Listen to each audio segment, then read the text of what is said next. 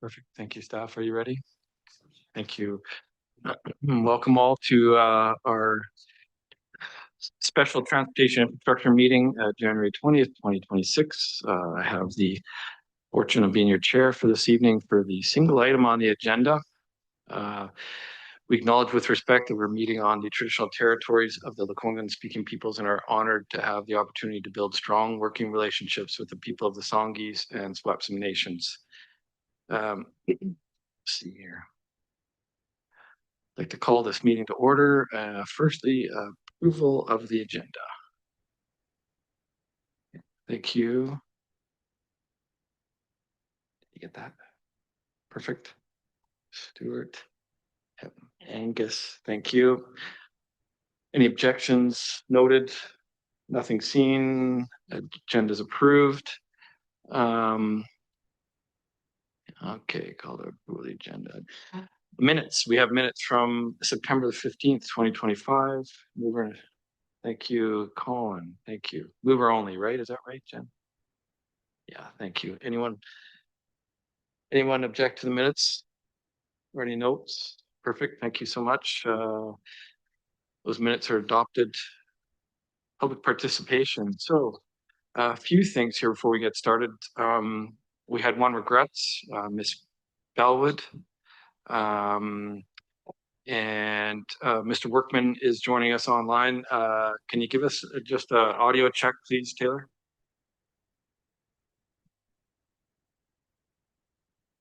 Taylor Workman, can you hear us? Okay, we'll circle back. I see him there though. Perfect. Minutes.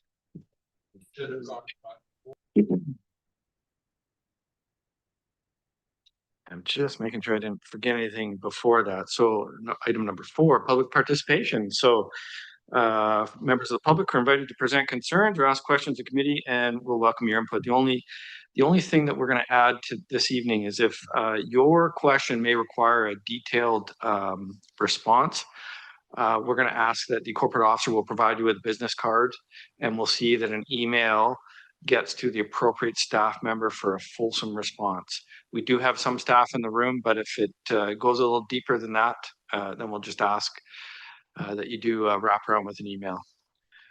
With that, let's see here. We do have a public hearing that's out there. So any matters regarding bylaw 1700-14 North Latoria area plan, we're gonna have to refrain from any comments on those this evening or any discussion. Thank you, Councillor Day.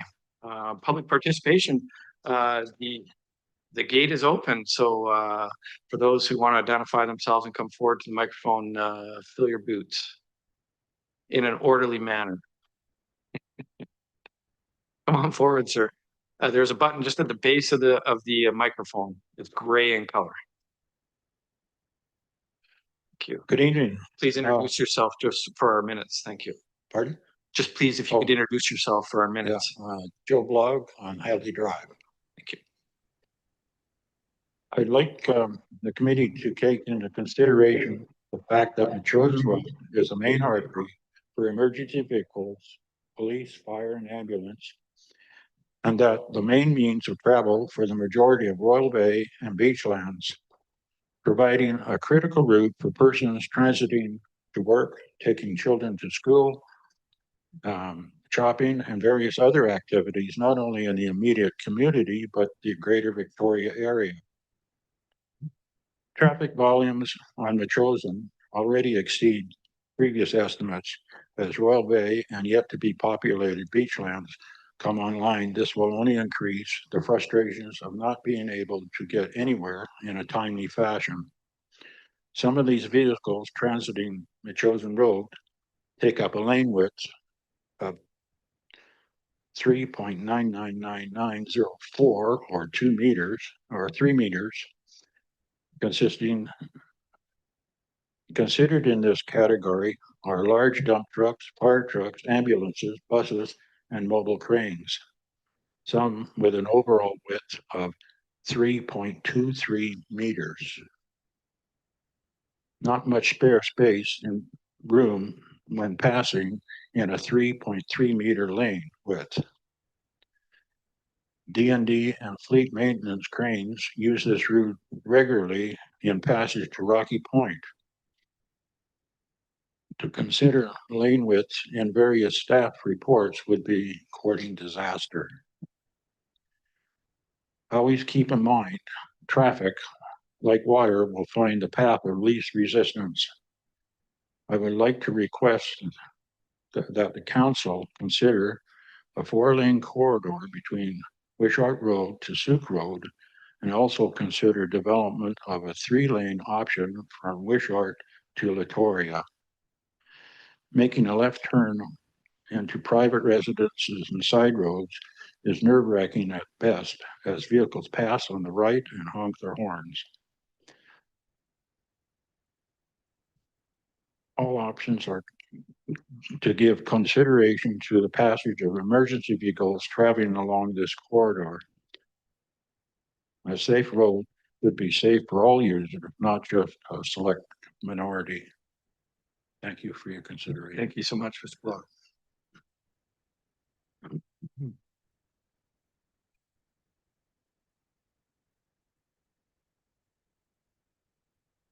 And just your name and your residence would be appreciated for our minutes. Okay, I'm Sean Eden. I'm at Daniel Place. Can you just adjust that microphone a little bit towards you? Yeah, thank you. It's a little soft. Thank you. All right. Of the options that were presented by staff, I generally agree with option 3, but I just wanted to provide input. You know, we've been here for 17 years. I don't see, respectfully, I don't see the need for a movement to 4 lanes anywhere on this road. I feel like the immediate, most prescient need is actually an intersection at Lagoon and Metchosin. That's a dangerous intersection and it's right by a school. I feel like that's the most important thing for safety in this road. And I also feel like prioritizing separated sidewalks, separated bike lanes, so that we can have safe transportation, alternative transportation to and from school should be a priority, and that appropriate bus pullouts should be a priority. But generally, I concur with staff on recommendation for the model number 3. My only proviso there is that, you know, there is consideration for considering 4 lanes south of that, and from my perspective, that's not necessary. I haven't seen it in 17 years here. I don't see it right around the corner. Thank you. Thank you so much.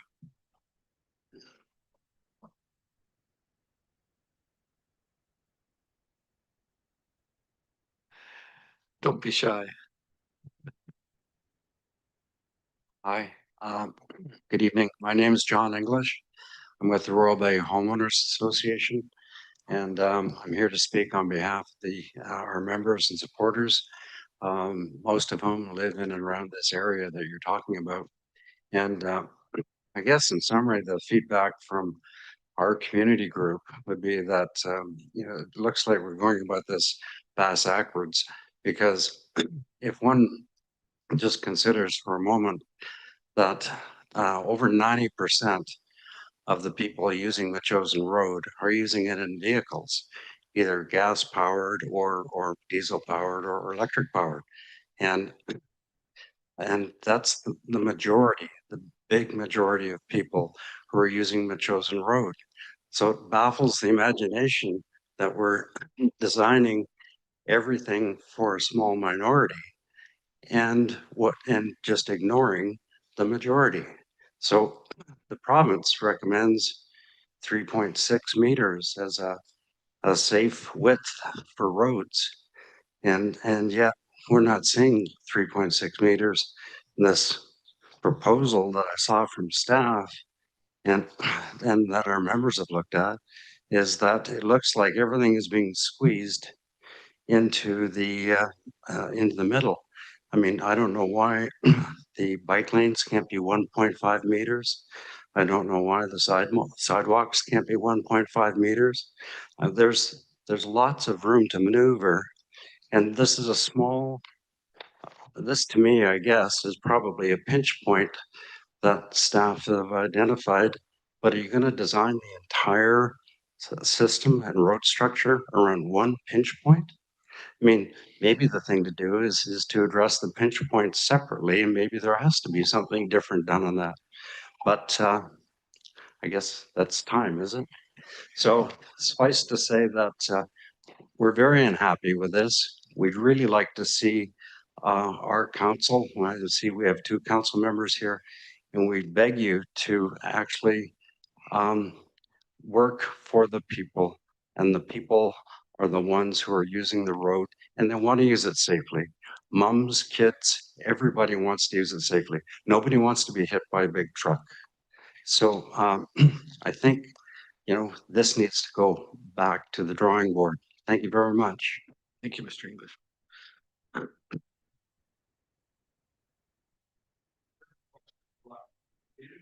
Yeah. So the committee structure, I mean, the rules are less than a council meeting. It's intended to be a little bit more interactive, but maybe the corporate officer can remind us in what our procedures bylaw allows for.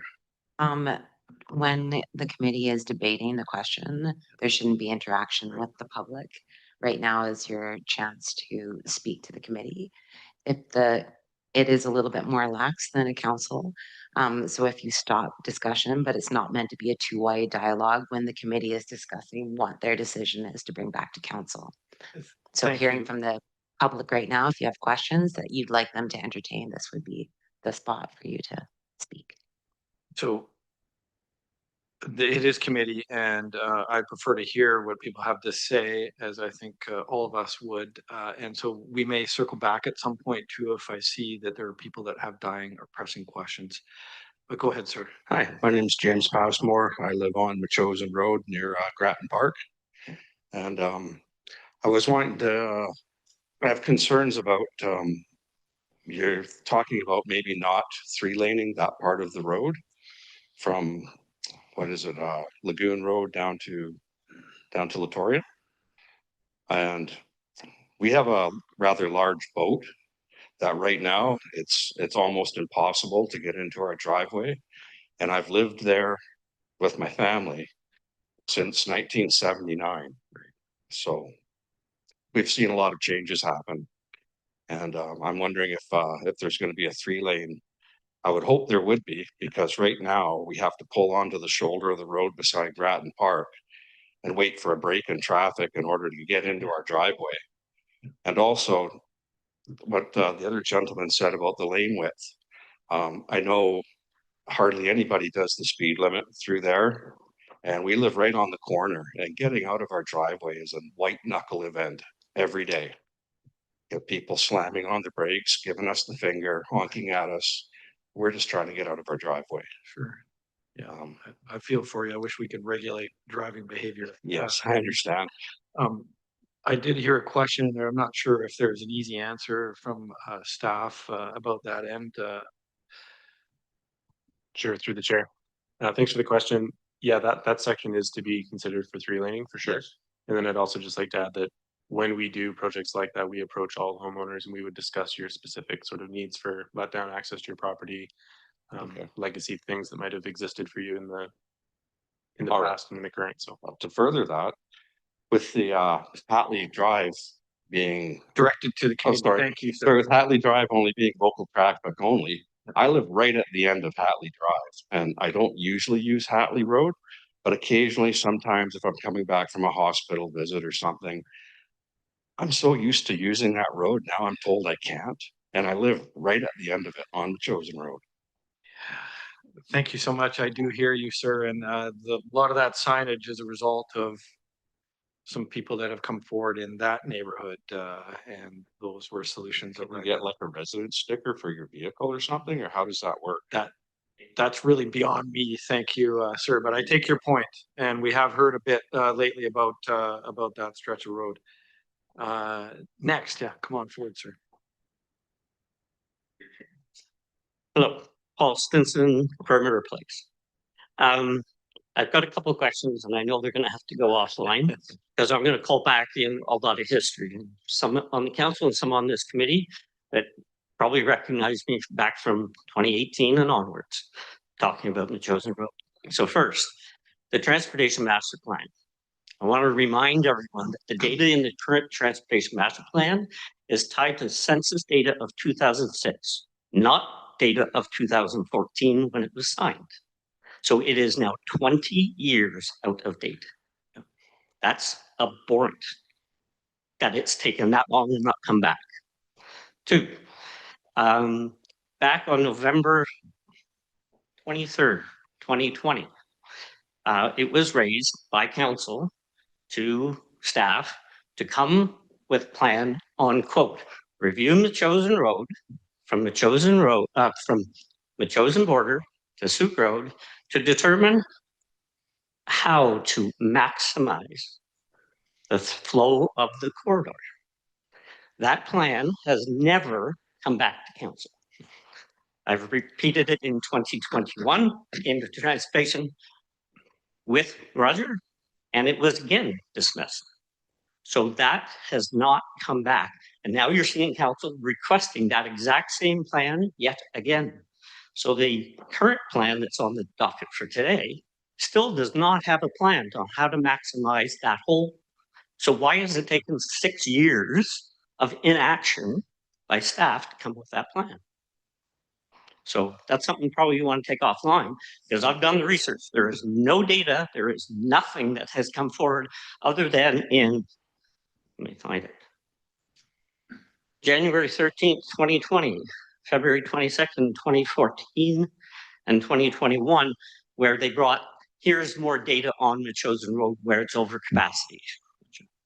And that all stemmed from all the meetings that we've had with staff, and we got told by engineering that we want to see it overload before we're going to do anything. So I again ask this committee to get this job done. Thank you so much. Anybody else? Yeah. My name's Jim Cumming and I live on Perimeter Place. One thing I've observed through all the municipalities in the region over the last 10 years is there seems to be a prevailing philosophy to slow traffic down, traffic calming devices. And I don't know if you've noticed or not, but it's not working. I'll use Shelburne Street in Sandwich as a prime example. They've narrowed the lanes down on there. They haven't utilized the space between the property lines conveniently. They've spent millions and millions of dollars and they're moving less traffic through that corridor than what was going before. I'd urge this council and committee to take a close look at what the philosophy of moving traffic is and not make the mistake of creating a situation that in 10 or 15 years down the road, all you're going to have on Metchosin Road is a total choke point for the region. Thank you. Thank you so much.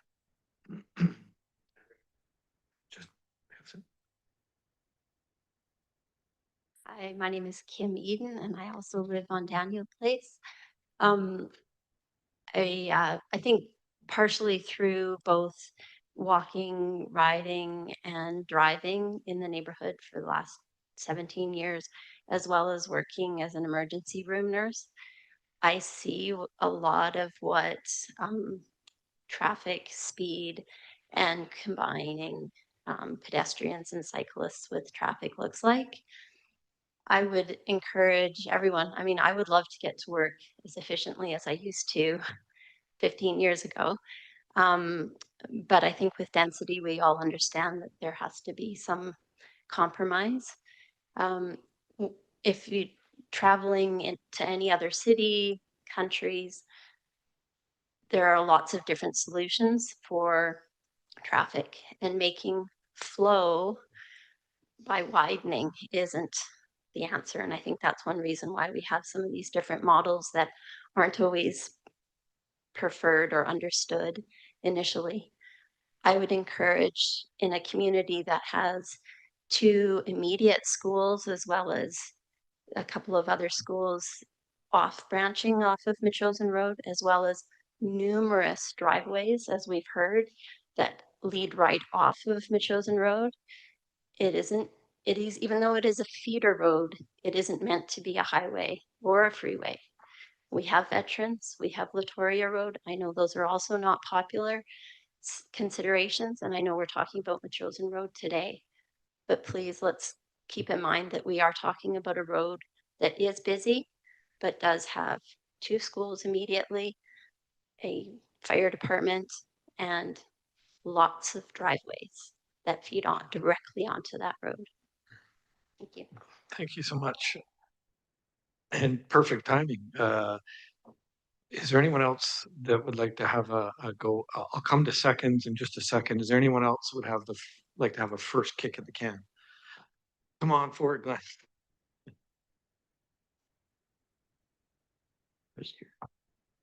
You turned it off, sir. There you go. How's that? Oh, Yeah. jeez, jump back here. Yeah, thanks to the staff and all these volunteers that come up for these programs. Glenn Willing, I live on 3434 Grattan, and I share some of the a lot of the concerns that a lot of has been expressed here tonight. But there's one issue that might help, and that's a consideration of hydro poles and tel poles. They say, well, we can't, $7,000, I believe $7,000 a pole to move them to one side, especially off from, say, from Hatley, the Hatley turnoff, down to the main feed on Rail Bay. I think a lot of that, if you look at it long range, I think you can take a lot of that, actually, that power, not the power, the service lines that are on the seaside of Metchosin Road, and put them under. They can go underground. They can be. There's no problem. There's no high voltage there at all, and they could go underground on the opposite side of the road, and you could get more space and more room for a widening there. So there are opportunities for people to make turns in a center lane of a 3-lane situation. The corner of Hatley and Grattan right now needs some looking at. There's a problem there. It's very good that they've put the calming in there, but they should move that crosswalk, put a proper crosswalk back about maybe 5 or 6 meters further back, and so have it so that people understand that when that sign says a 3-way stop, you don't get steamrolled by somebody coming from up Hatley, because there are a lot of people are not stopping for people that are coming off Grattan. In fact, I try and come down around the little loop now and come back out the Hatley way because it's a little dangerous on that side. The other thing you should look at is your hydro poles. You're putting them in concrete. Huge mistake. You're going to pay for that 10 years down the road, because I guarantee you they're going to rot off in about 10 years. Thanks. Thank you so much, Madam Corporate Officer. Is it 20 minutes for public participation still? That is correct. Yeah, and if you'd like for a second round, you need to suspend the rules. Yeah. Thank you. Is anyone opposed to extending the public participation? Seeing none, let's, any first time takers left? If not, come on forward, sir.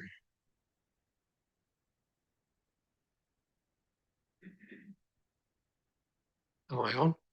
Oh, my name is Michael Hanson. I'm on Metchosin Road, 34 years. A couple of things that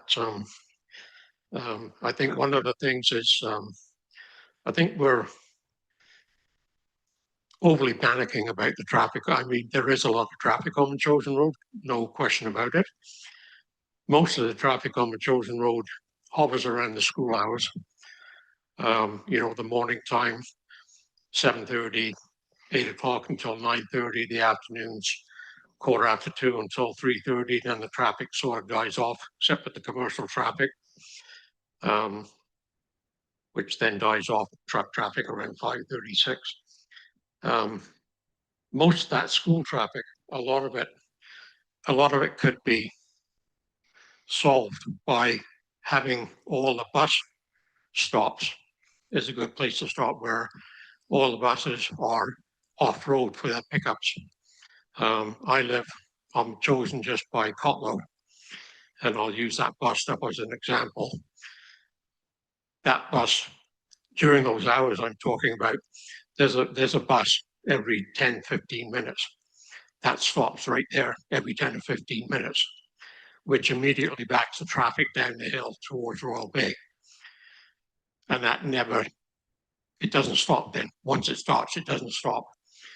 So that, you know, there's one thing to look at. Second thing is just my own opinion. The speed on Metchosin Road is atrocious. Our drivers have no speed limits, don't mean anything to people anymore. And in my opinion, widening the roads, putting more lanes on the road is just going to make it worse, in my opinion.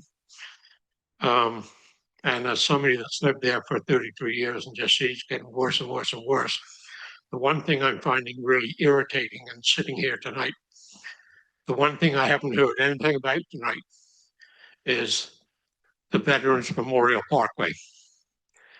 Before Royal Bay started, when the pit was still working, the Veterans Memorial Parkway was supposed to be enlarged to 4 lanes, and Royal Bay area, we were supposed to be pushing traffic to the parkway from the Royal Bay area. We were supposed to be pushing traffic from Metchosin and Happy Valley to the parkway, and pushing that traffic up the parkway, over Souk Road, down and up to the highway. Councillor Day, you were on council. Everybody knows, anybody that's lived in the West Shore, that was their plan. I don't know what happened. The fellow that was up here talking about the plan back in the 2000s, this was before the 2000s. I don't know what happened, but that is what we should be doing. Metchosin Road, I get it's an arterial road. I know I'm over time here. I get that it's an arterial road, but Metchosin Road is a residential road. It has been one of the most residential roads in Colwood forever. And we're treating it like it's a highway. It's not. And the other thing I just want to say about, just before I go, is going back to the schools. We're building schools in Royal Bay. So down the road, a lot of this traffic that we're worrying about is not going to be coming up for school. Because those kids are going to go to school in Royal Bay. Thank you. Yeah, thank you so much. I think Mr. Stinson was first, Mr. English. We'll go to second time, and I do want to wrap this up. So if you could keep it brief. Just quick 3 things. First, it's my understanding that based on the joint memo that ties back to the Royal Bay Area Plan, that it was to be reviewed every 3 years or as requested by staff. We're now some 20 years later, and it's definitely not been happening every 3 years. I know that for sure. And I don't understand why that's not on the constant docket to be reviewed as requested.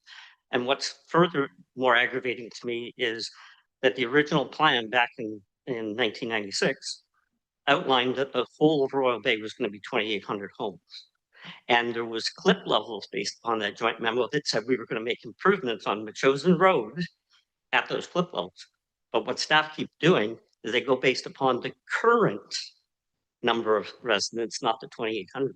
We've far exceeded that number, and it's not coming back consistently. And third, last, is someone also spoke about Shelburne Road. So as an example, what I fear happening on Metchosin Road, if you do not add a 3rd turn lane, I don't mean travel lane, turn lane on Metchosin after Lagoon, is you're going to put people at risk. Currently, if you take those lane widths as is in the current plan, and then you put the dividers for the bike lanes, the cars will have nowhere to go to allow a first responder down the road. There's no place to go. They can't get off, so they're stuck. And that happened to me on Shelburne. Delay of over 3 minutes for the ambulance. Somebody's life at risk. So, Mr. Stinson, just to your point, that memo is constantly reviewed at the staff level, and we know that we're ahead of a lot of the benchmarks that are in the original memo. We are live to that. Beyond is what I mean. Sorry. Yeah, and so that is a constant discussion. Thanks, Mr. English.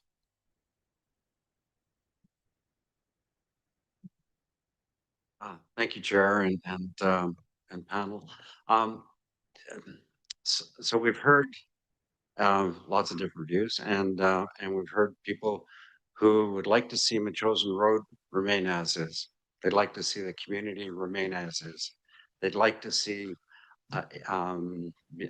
everything stay the same.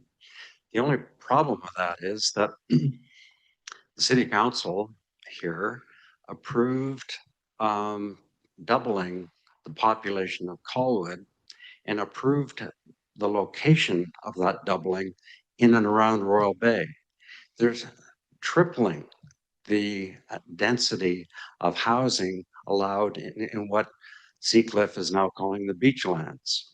Now, if you think that those people are going to come out of the beachlands, fight their way across Latoria, going around the roundabout, which cost us an extra $4 million more than it should have, and then fight their way up Veterans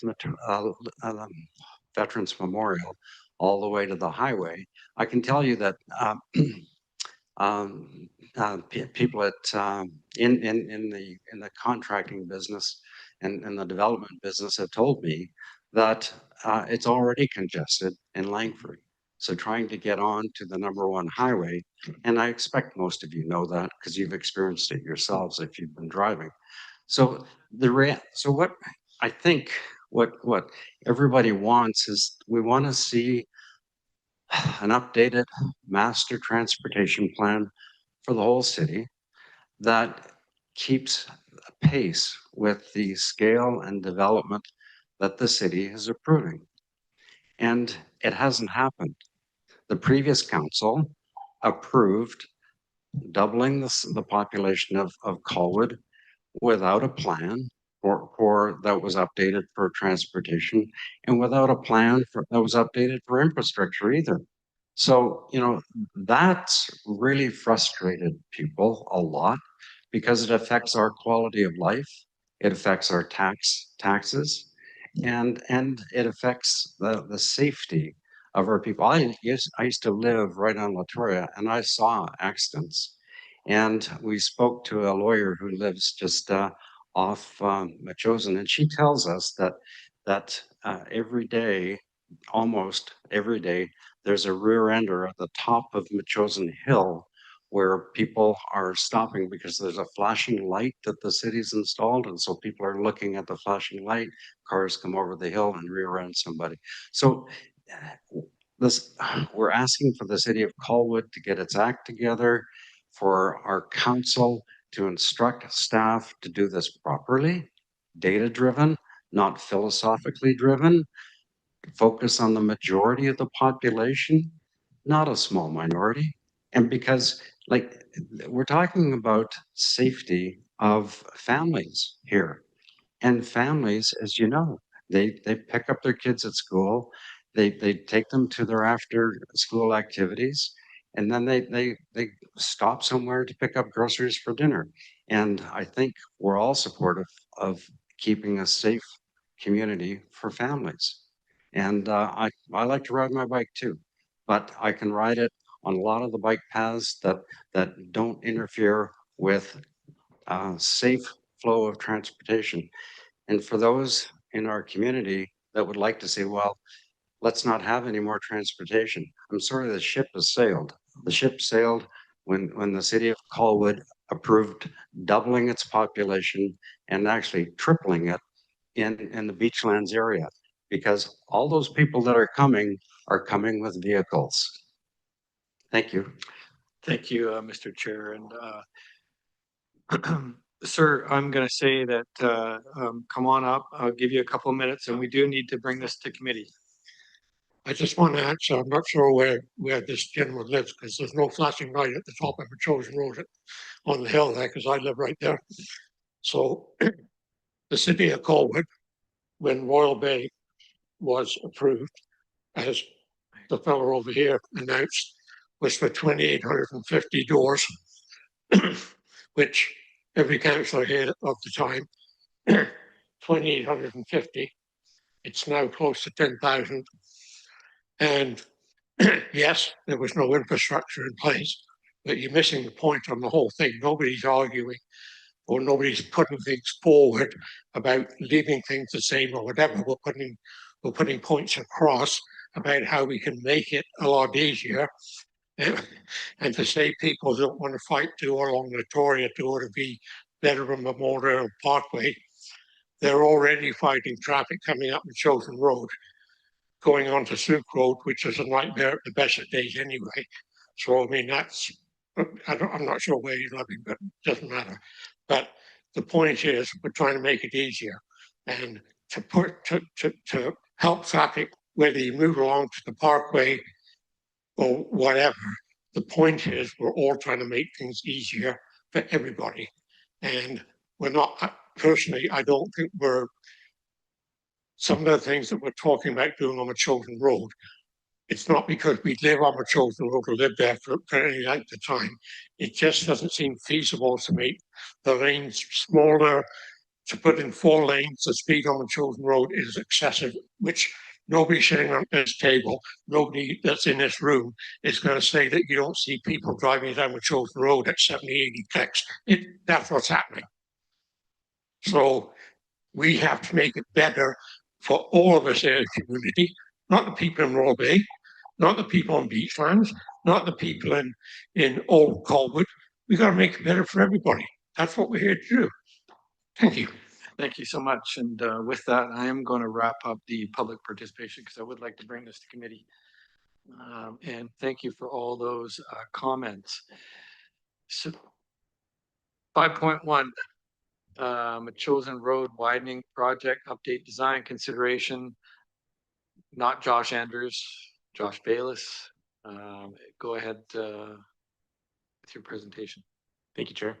And thank you, committee, for meeting for the special meeting, getting ahead of schedule. Just a bit of clarity and background on that. The reason we have a special meeting is because of the, we'll call it aggressive schedule of trying to get our corridor study done on Metchosin Road. So we brought this to council and council referred it back to committee. In that time, we've also done a site tour with council. This feels like a very hot mic. So we've done a site tour with council, shared some of the preliminary findings from the groundwork we've done before handing it over to a consultant to do a deep dive.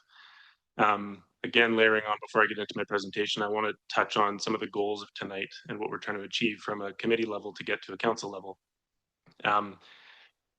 We've done preliminary survey. We've done some preliminary in-house analysis of what could be done on Metchosin Road. There's many variations, and that's one of the reasons we're coming to committee tonight and council as well to get some clarity and narrowing our terms of reference for the corridor study, which will help us move more quickly through it and get it done faster. It'll help keep the costs under wraps instead of having an endless variation of sidewalk width, sidewalk sides, bike lanes, all the rest. So we've taken again, I'll call it a preliminary stab at an option that we could pursue. There's other options we can pursue. I'm hoping tonight has sort of some conversation around that. And then inside of the corridor study, there's more options we can pursue. Maybe we look at our more standard 25 meter, maybe we look at our 30 meter, whatever we want to do. We can talk about that tonight. I think we've already heard a lot of differing opinions in the area. I think there's some differing opinions on this committee. And from a staff level, what we're trying to get to is clarity of purpose to get a corridor study done so that we can move forward with projects. And I think to allude to some of the people tonight and what they've been sharing is just get betterment in the transportation network specific to Metchosin Road. The last piece I'll just again flavor into the presentation tonight from a staff level and development side of things on Metchosin Road. When we have developers come forward and speak about, okay, we're going to do this you know, amalgamation of these lots, and we're going to do this multifamily home, we're going to do whatever kind of development. Often there's a land take associated with that, and we have to stipulate how much land we need for the corridor for the type of transportation that we want to build. So to date, we have our subdivision servicing bylaw that dictates a certain cross section for this corridor. But I would argue that tonight that's up for debate. That's something we can talk about, and we can gift council recommendations on, and that can be changed and looked at. So that when developers come forward, we have better clarity of, and it's not just today, it's not just our traffic needs and experiences today on Metchosin Road, it's about tomorrow. It's about looking forward and future planning for, maybe we do 3-laning today, maybe we do more later. But what are we looking at on that corridor ultimately, so that we can tell developers, okay, you have to give us 2 meters for your entire frontage so we can look at our future and build responsibly.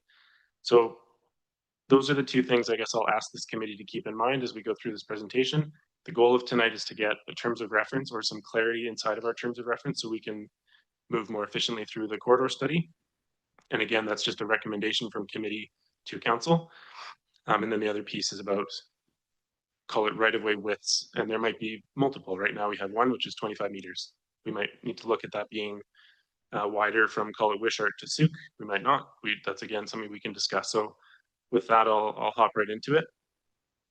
So a little bit of background in terms of how we approach, call it arterial roads or anything inside of Colwood. So this is our current cross section for arterial roads with a 25-meter right-of-way. Now this is perfect in greenfield development. So no one's done anything. There's no homes here. We just have a massive lot and they're going to build us an arterial road. That's what we tell them to build today. Now, when we come to Metchosin Road and we've dictated Metchosin to be a 25-meter arterial road, that doesn't fit so nicely anymore. So we have to look at some options. So does it fit today? No. Could it fit tomorrow if we took more land? Maybe. But that's our starting point. So council's seen this. Council's looked at sort of called the amenities it offers in terms of turn bays, sidewalks, bike lanes. So that balance of active transportation versus vehicle traffic. So then we look at maybe options for, again, where in the future we might need to look at even more traffic volume. So could that be Metchosin Road from Wishart to Souk? This would be the type of cross section we could do there. We don't have 30 meters of right-of-way in that corridor right now. So again, if a developer is coming forward and building an arterial road where we've deemed it needs 4, and ultimately this would be 5-laning, this is what we would tell them to build us and dedicate to the city. Again, not feasible here right now. So why is it not feasible? So again, I alluded to the fact we've walked with council, or some of council, on Metchosin Road. We've not walked the whole thing. We've not shown them everything, but just tried to give a flavor for the types of things we consider when we look at infill projects such as this in existing and established neighborhoods. So availability between structures. We've got some actual physical structures that are so close that by the time we get sidewalks installed, again, we don't know which cross section we're doing yet or which amenity, but say we did the 30-meter or the 25-meter, there's lots that will be sterilized. Their driveways will no longer fit cars. Their front doors will open, not exactly to, but very close to a sidewalk. It will be uncomfortable. We've got some very established and mature trees on the corridor. We've got telephone and hydro poles. And I love that point from Glenn around, I mean, that the TELUS and the communications lines can also be moved over to the hydro lines. We can underground them. There's so many options we can do there. Through this preliminary stage, not really considering the relocating or undergrounding today, but that would be something we'd look at a future phase once we start to establish what amenities and everything else. I talked about established trees. I think, grade changes. So if you walk on Metchosin Road, you'll see the existing sort of new sidewalk closer to the Kotlow end. There's areas where it's very close to property line, then there's areas where it pulls away. Often where it pulls away is because it's a hard grade transition. And to have that sidewalk pushed right up against property line would mean a retaining wall that then butts onto private property. It drastically increases the cost of the project. So a decision can be made, or an optimization can be made to pull that just a foot off property line. And you can have grass or some other kind of landscaping transition that for you. Can't always do it everywhere. We don't have the land to do it. Sometimes we do, sometimes we don't. So adapted cross section. So our first pass, I think we've alluded to it more in detail in the report, but we had a company fly the whole corridor with a drone. We got some ortho mosaics done. We put that into CAD and we did some playing around and drawing. And this is one variation where we're not suggesting this isn't our preferred one, but you can see telephone poles and hydro poles are in the sidewalk. Again, we've got a cycling path right up against curb. Not necessarily best practice. There's no green space. There's no buffer. There's a slight vertical separation, but ultimately it's all slapped right up against curb and doesn't offer a lot of protection or comfort relative to the amenities. The adapted cross section, this is the 28 meters, so this would be the, call it 4 and 5 laning. Again, more just for info, you can see where the poles would end up. Everything else, it's not really up for discussion particularly. It's not a recommendation, but it's something we had a look at and drew anyway. And then our 21 meter, which is sort of our early conceptual suggested, let's look at this maybe as a terms of reference for our corridor study. Again, in walking the corridor, a lot of the sections that we might deem through, again, deeper diving into our transportation model and work with our consultant, we would look at the 3 laning as sort of our most urgent need. It's going to be those sections from Wishart back towards Kotlow inside of there. Not every section, but a lot of sections. A lot of that area already has 20 plus meters of dedication, so there shouldn't be or won't be any need for land dedication should this be a successful, call it road prism. I'll just note here that you can see the sidewalk width is, or maybe you can't, I don't know if you can read it from here or not, but 1.8 meters versus 2.2. You've got a cycle path of 1.7 versus 1.8. You've got a boulevard of 1.95. I think in our cross section, it's like 3.15. So a lot of those things are narrowed to consider, well, this is an existing neighborhood. These are still really great amenities. It might not be to our highest of standards. It might not be what we would do if we had more space, but considering the cost associated, both cost of money and cost to the fit and feel of the neighborhood, this might be something that we could consider as you could consider to gift to council and to staff as direction to look at. And it can be call it an upset limit of like, don't narrow that sidewalk more than 1.8 meters, or don't narrow it more than 1.7. If we can get more, let's get more. Those are conversations, again, we can have. One of the reasons we landed on this was through looking at the corridor with the hydro poles, including that boulevard. It allows for, pardon me, just one sec. Too much talking. It allows for the majority of the TELUS and hydro poles to be left in situ. And there's been some numbers thrown around, 7,000 to remove. It's not 7,000 to remove, it's 7,000 to relocate. And 7,000 is, I would argue, not a very accurate number. It's probably more like 10. And who knows in today's business with hydro and everything else, but to underground is a totally different game. So to get rid of them is very different than just relocating. So we did see an advantage, again, to gift to committee, to maybe gift to council. Up for discussion tonight is better bang for buck maybe to work around those. And in doing what we've shown here, the majority of the corridor where this, where it would see the most benefit from adding that third turn lane, this is doable, and these hydro poles almost always fit inside of that dedicated boulevard.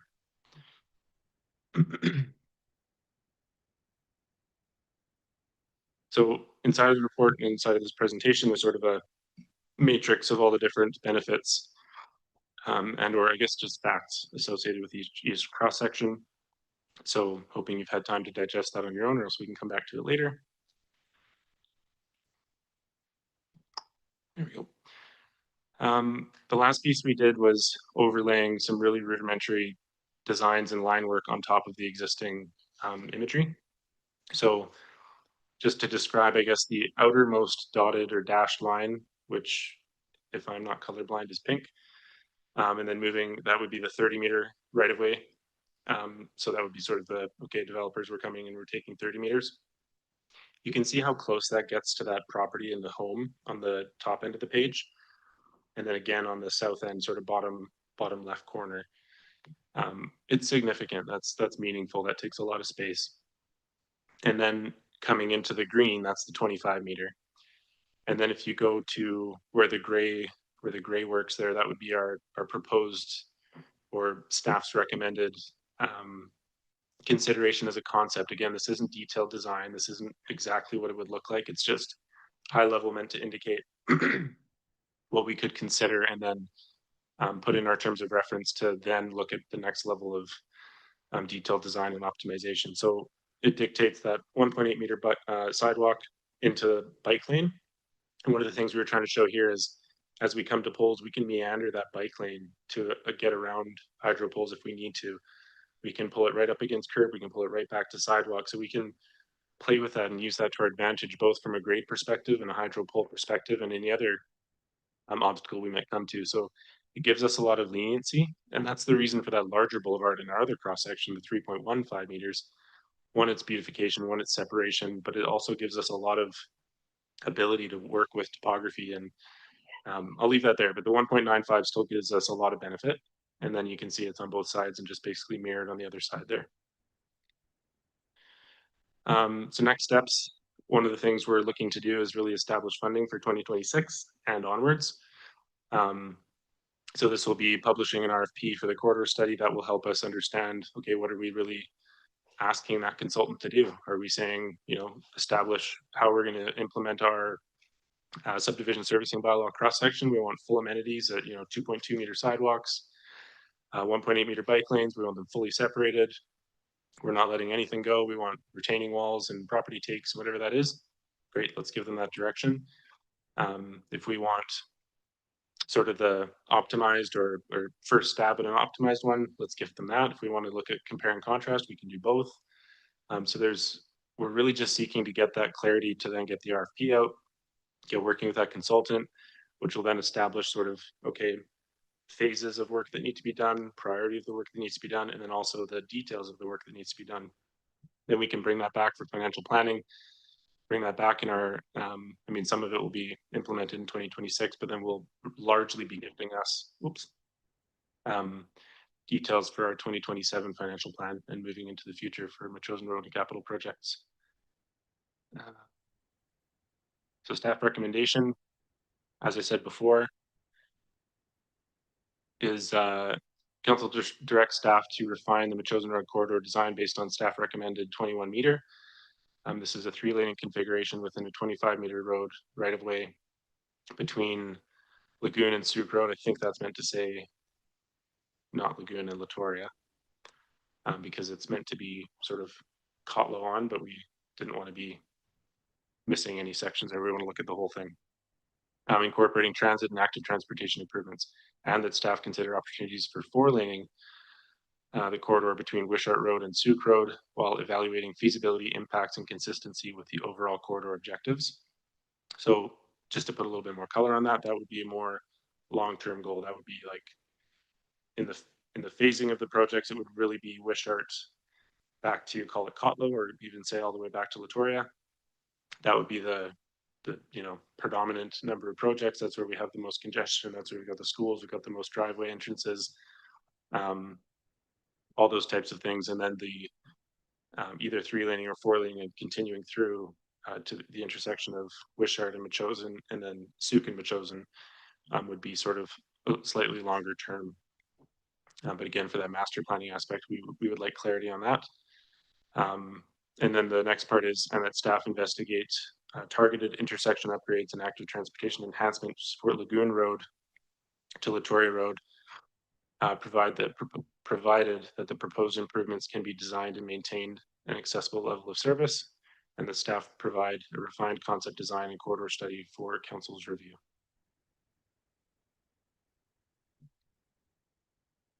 So I'll leave it at that, but I think the overarching comments I made at the beginning, it's while we have a staff recommendation, the intent for committee tonight is to really beat that up and talk about that. Like, are we liking the way that feels?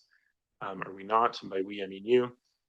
And then getting that feedback so we can come with confidence that the committee is in agreement with the next steps, and that hopefully builds confidence with council and then gets that corridor study going. So thank you. Thank you, Joshua. just for clarity's sake, can you just tell us what the corridor study entails and what the outcome we would be looking for from that? Sure. Thank you for the question. So I've talked about the terms of reference and the aspects that we don't have clarity on right now, but the ones we do have clarity on is we want to get capital projects from this corridor study. So it's going to layer on information from our model in terms of traffic today, traffic projections, and it's going to say, okay, highest priority project, for argument's sake, this isn't going to be what it is, but for argument's sake, it's Lagoon and Metchosin. That intersection needs to be upgraded like right now. So that would be priority number one. And so that's a priority. That's great.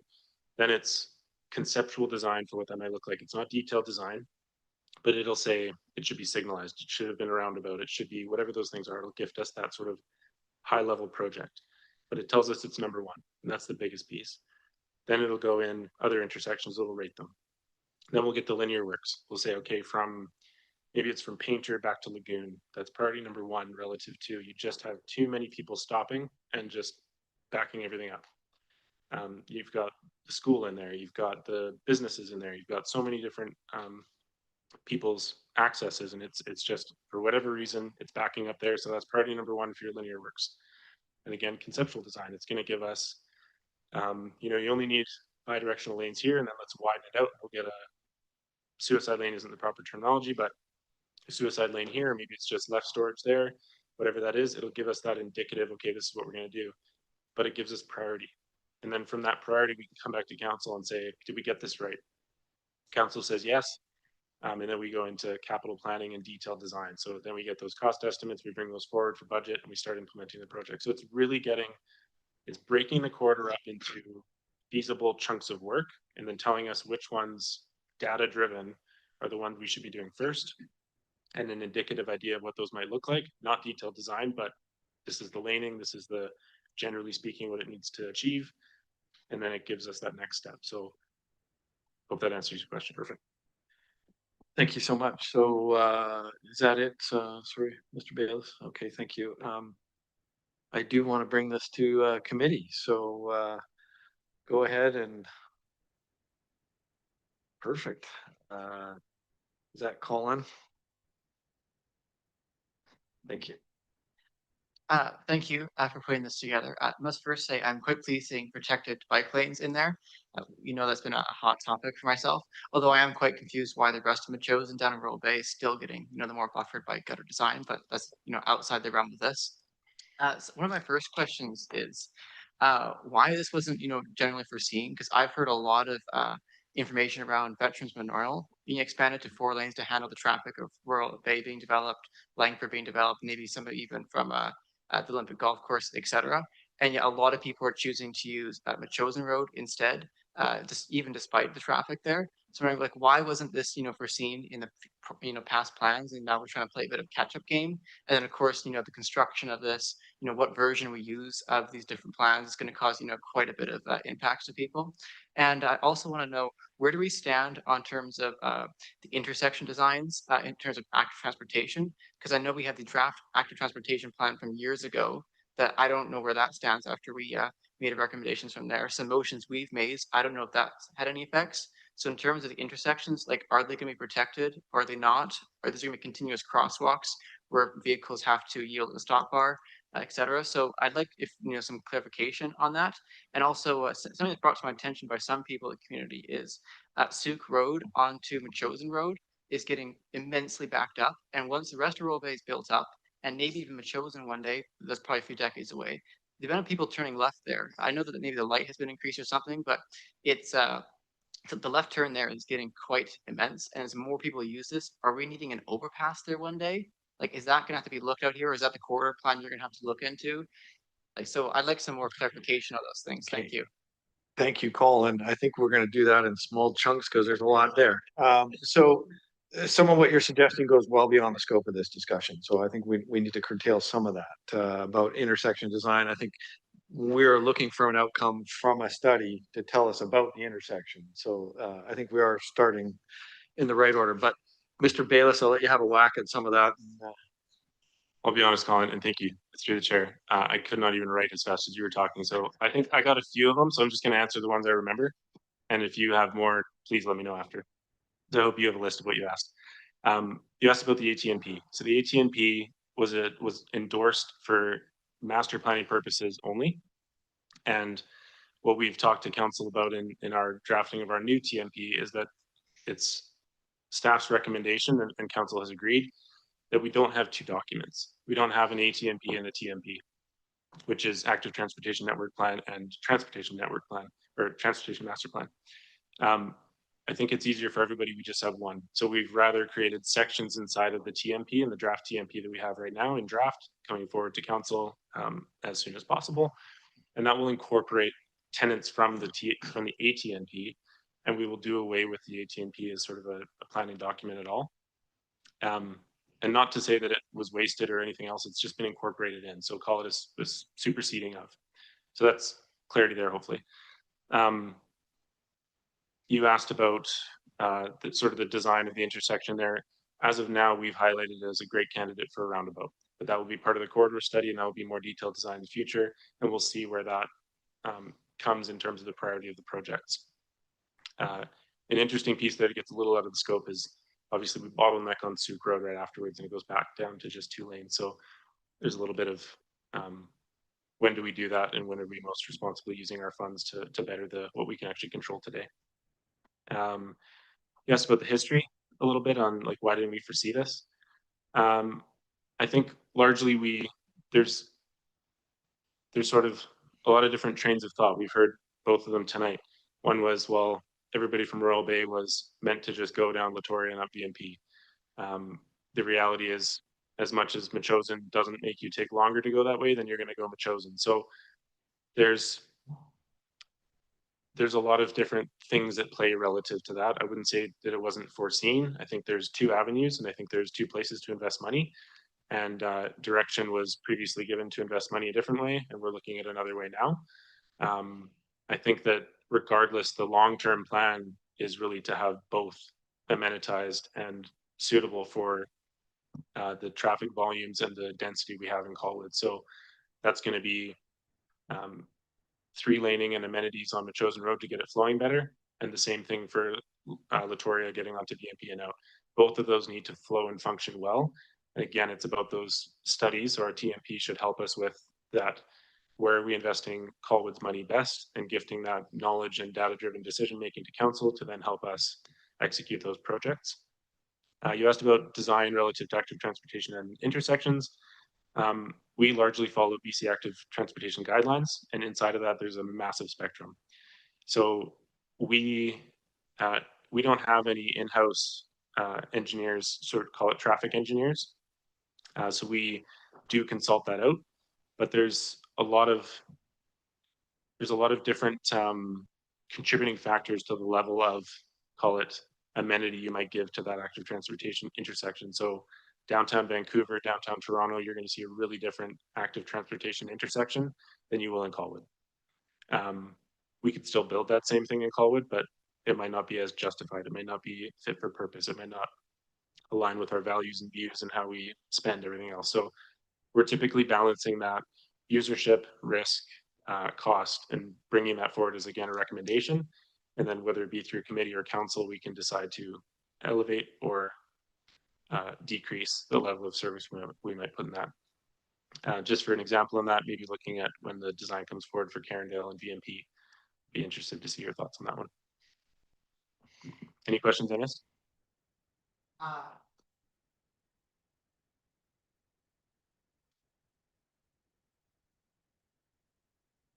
Thank you, Chair.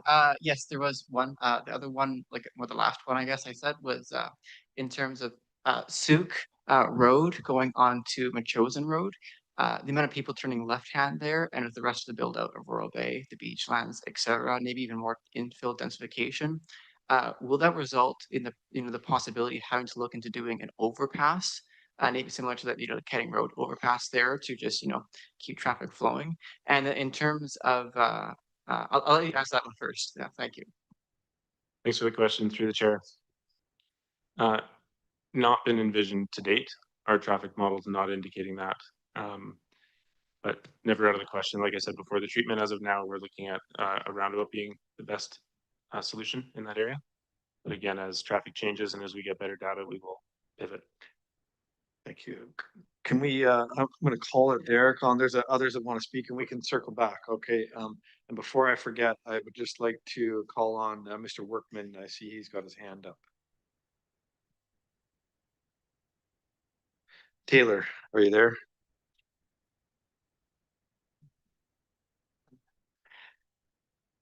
We're gonna circle back to you, Mr. Workman. Go ahead, Mr. Conrad. Yes, Josh, clarification. You talked around it, but I'm still not sure what's happening. Is the proposal to 3-lane Metchosin Road from Souk to Latoria? Through the chair. No, as of now, again, we'll go through the corridor study. I don't think there's much value. I'm trying to think of the last road after Otlow, right before the hill and it goes down. I don't Kenny Court. Thank you. Kenning Court down to Latoria. As of now, we're not seeing any value in 3-laning. That would remain 2.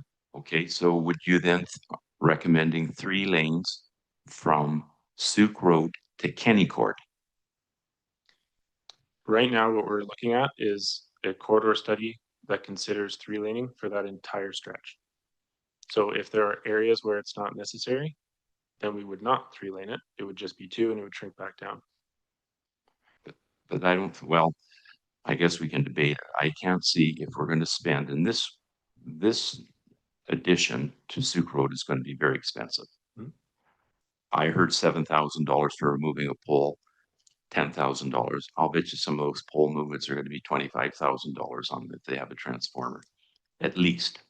But it's a multi-million-dollar project, and we're going to restrict a road because there's a telephone pole in the way, or there's a ground transformer in the way, or there's a tree in the way. That is ridiculous.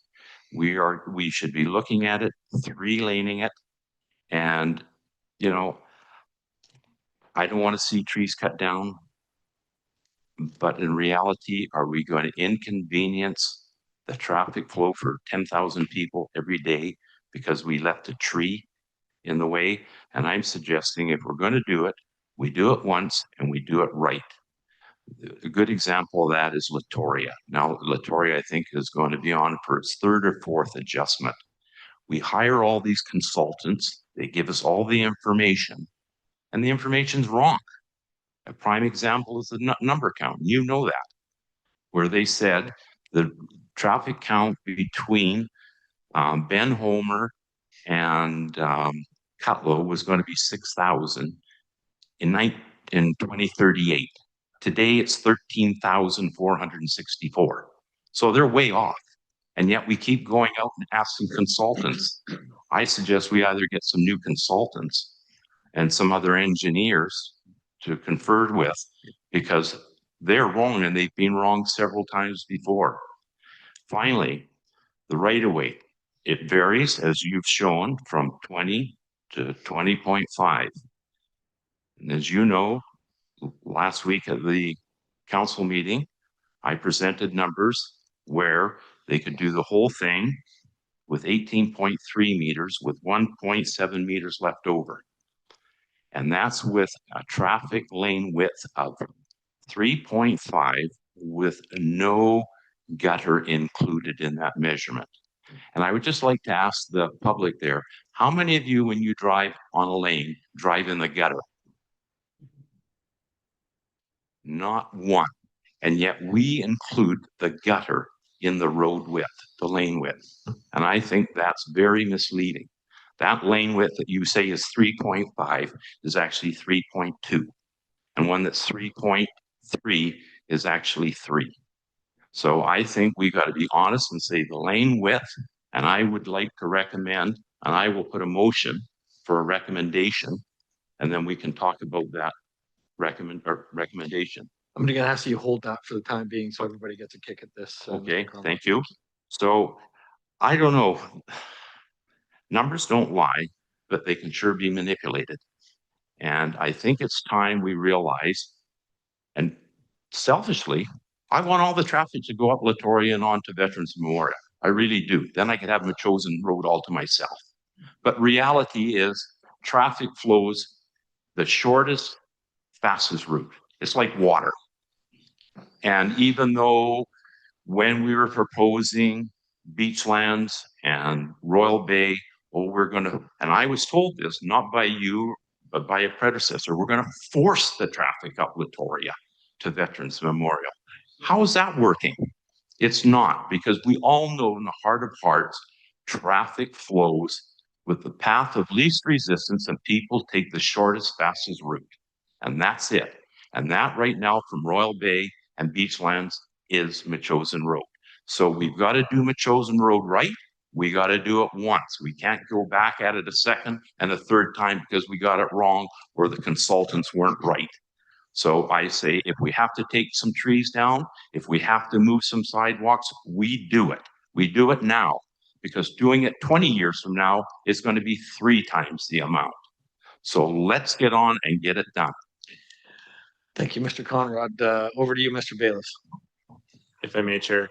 Roger, I think we agree more than we disagree. I think I just want to clarify a few things because we spend quite a bit of money with consultants and I just don't want to get a misunderstanding relative to professionalism and reliance on those. So the data you're talking about, I fully agree. You've shown that the prediction of future volumes is way off from where we are today. Those predictions were published in 2021 and they were based on 2014 numbers. That is all we had. No, they're 2021.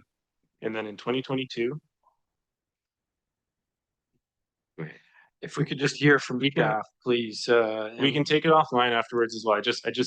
My issue with it is we hire both those consultants and we respect both those consultants. And the other piece to mention is they're not perfect and they don't necessarily make no mistakes as any of us do. But it's important to just understand the progression of data as it comes forward and what things are based off of. In the absence of new data at that time, there was a escalation or a interpolation of future data, and it was wrong. And our hindsight now can tell us that because we got actual counts from McElhaney 2 years later, relative to the publishing dates. And it's like you can say, I think we've heard this before, you get traffic counts on a certain day, or you get a traffic counts from a week, or you get it during spring break. Like there's a lot of variation there. So it's not that those consultants are horrible and they're wrong. They do a lot of good work. They're basing it off of the information they had at hand. And then future work came forward and it was more accurate because it was done afterwards. So I just want to clarify that. And then the other piece was, by no means are staff proposing that there's a tree in the way or a hydro pole in the way so that we won't 3-lane. That's not, I want to be crystal clear on that tonight. That would be a council decision to say we don't want to lose trees. And that's something we need to hear from committee and council to say that's super important to our community. Do not cut down trees. That would be the reason staff then dictate the cross section and the amenities based on it. We haven't heard that yet today. When I speak about 3-laning or 2-laning, all I'm talking about is if there's no need for a 3rd lane, which if I'm thinking of it right now, I only see 3 lanes the whole way. So again, I agree with you, but I don't want to come to a future meeting when you say, you said you're going to 3-lane the whole thing. And our consultants looked at it closely and they said, it would be a waste of your taxpayer dollars to pave this extra section. Let's just narrow it up. You don't need it. You don't need the relief. We can save you $250,000. Of course, I'm going to bring that to council and say, let's save that money. We don't need it. It's not to save a tree. It's not to, because there's an obstacle in our way. It's that we don't need it. And the other piece is when we're talking about this corridor, there's 2 things I want to get really clear here. This is a many year project. So we're going to have phases and there's going to be chunks that get 3-laned in the next 2 years, maybe 3 years. And there's going to be some that are in 10 years. There's just pieces that are going to come forward and the necessity is going to be now. And then the other ones are going to be later. And that's going to be, again, we're going to gift that knowledge to our decision makers and our governance structure, and they'll tell us what to do. So that's one piece. Then we have the model. So we keep talking about our, like, you're never going to drive down Latoria and go up VMP. And today that doesn't make any sense. But we've all talked about the density in the area. We've talked about the traffic is like water, least resistant. So we can model all we want, and we have modeled, and we've shown modeling, and we'll continue to do so. But we don't. Modeling is modeling. It's not exactly what is going to happen. I think we've proven that through our lived experience in this community. But to say categorically, this doesn't make sense or that doesn't make sense, I'm going to try really hard not to say that, because things really do change and habits change. And I don't think we can fully grasp what that density down there is going to look like and what those patterns are going to look like. We're doing everything we can, and we're going to do everything we can to Metchosin Road to make it flow really well. But there may need to be relief through Latoria and VMP at someday. And I think that's just, we're talking 2060, we're talking 2080. I don't think any of us can fathom what Colwood looks like in 40 to 50 years, but that's what we are trying to consider and look at. It's long-term. I'm not talking today. I'm not talking about capital planning for the next 5 years, but that's what our model is looking at. And again, it's not that we're committing to something in 50 years from now, we're considering something in 50 years from now. And it can help us as we plan and move forward in our community and how we spend. So just want to clarify a few things. And again, I just want to close with, I think we align more than we disagree. There's a lot of points you just made that I agree with. Thank you, Mr. Bayless. And quite frankly, to your points, Mr. Conrad, I think this corridor study is intended to do this once and do it properly. Let's hear what people have to say. And council is asking for direction from this committee on one of the options that's been presented, or an amended option. Is that Stefan? Thank you. Sorry, David. No worries. Go ahead. Thank you, Chair. Firstly, I want to say thank you. I appreciate and value comments from the community and from the residents that are a little close to Metchosin Road than I am. I'm just off Wishart by Royal Roads Forest. I've been there about 18 years. So yeah, I value the residents that are right on Metchosin, and absolutely we have to respect and consider everyone that lives right on Metchosin or right beside it, that need access to their driveways and homes. Really appreciate our emergency room nurse, speaking of injuries. And of course, I want to thank staff for all these different cross sections. Really helps to clarify and break down all the options.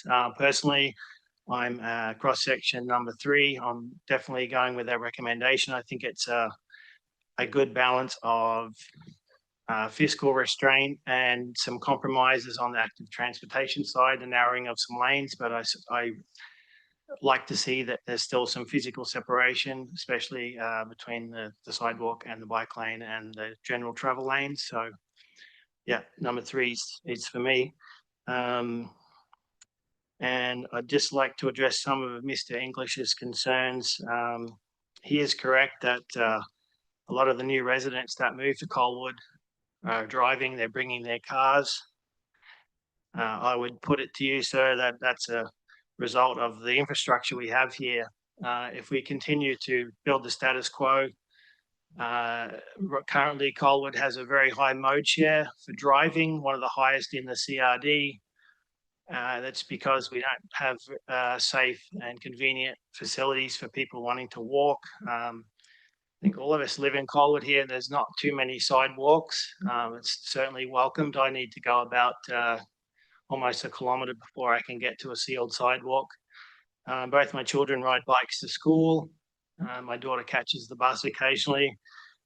Fortunately, we've been able to use the Royal Roads campus and the Goose to travel with our kids when they were younger. Now they ride by themselves. My son just started at Royal Bay, so he crosses Metchosin Road twice a day.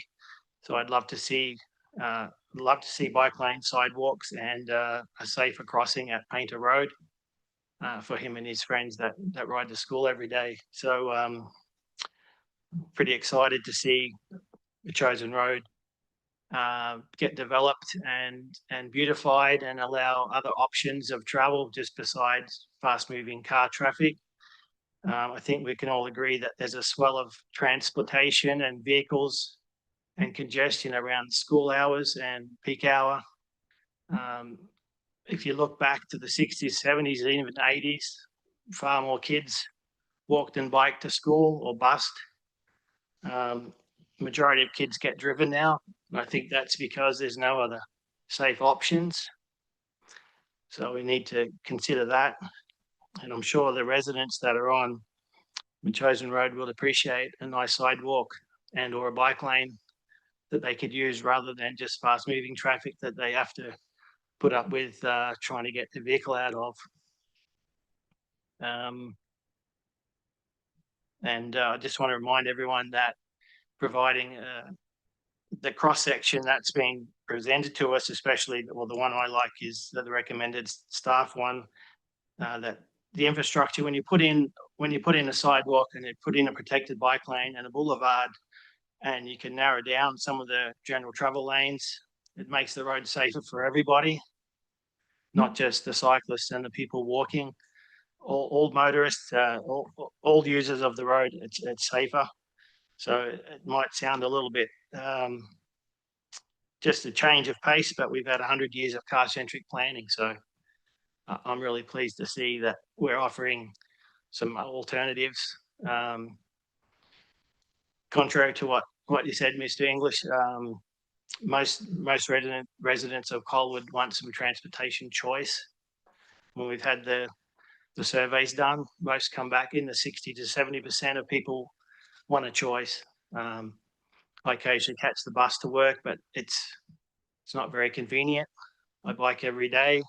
I also drive. I drive into Royal Bay between 2 and 4 times a week, taking my kids to soccer. So we either bike or we drive. So I understand. Anyway, that's all I wanted to say. Thank you. And Councillor Day. Thanks. Did you want to check with Taylor? Very good idea. Mr. Workman, are you there? We called on you once and we didn't hear anything. I'm here now. Can you hear me? Thank you. Over to you. Great, thanks. Sorry about that. I want to say thanks to staff and all the participation from the community. Appreciate all the comments, and from everybody on the committee. For me, the challenge with thinking about the Metchosin corridor is that it's one piece of what I would kind of consider the larger, Royal Bay traffic flow problem. So it's challenging to think about and conceptualize what we should do to Metchosin alone when we're not also including in that discussion, more fulsomely the other avenue of Latoria and veterans.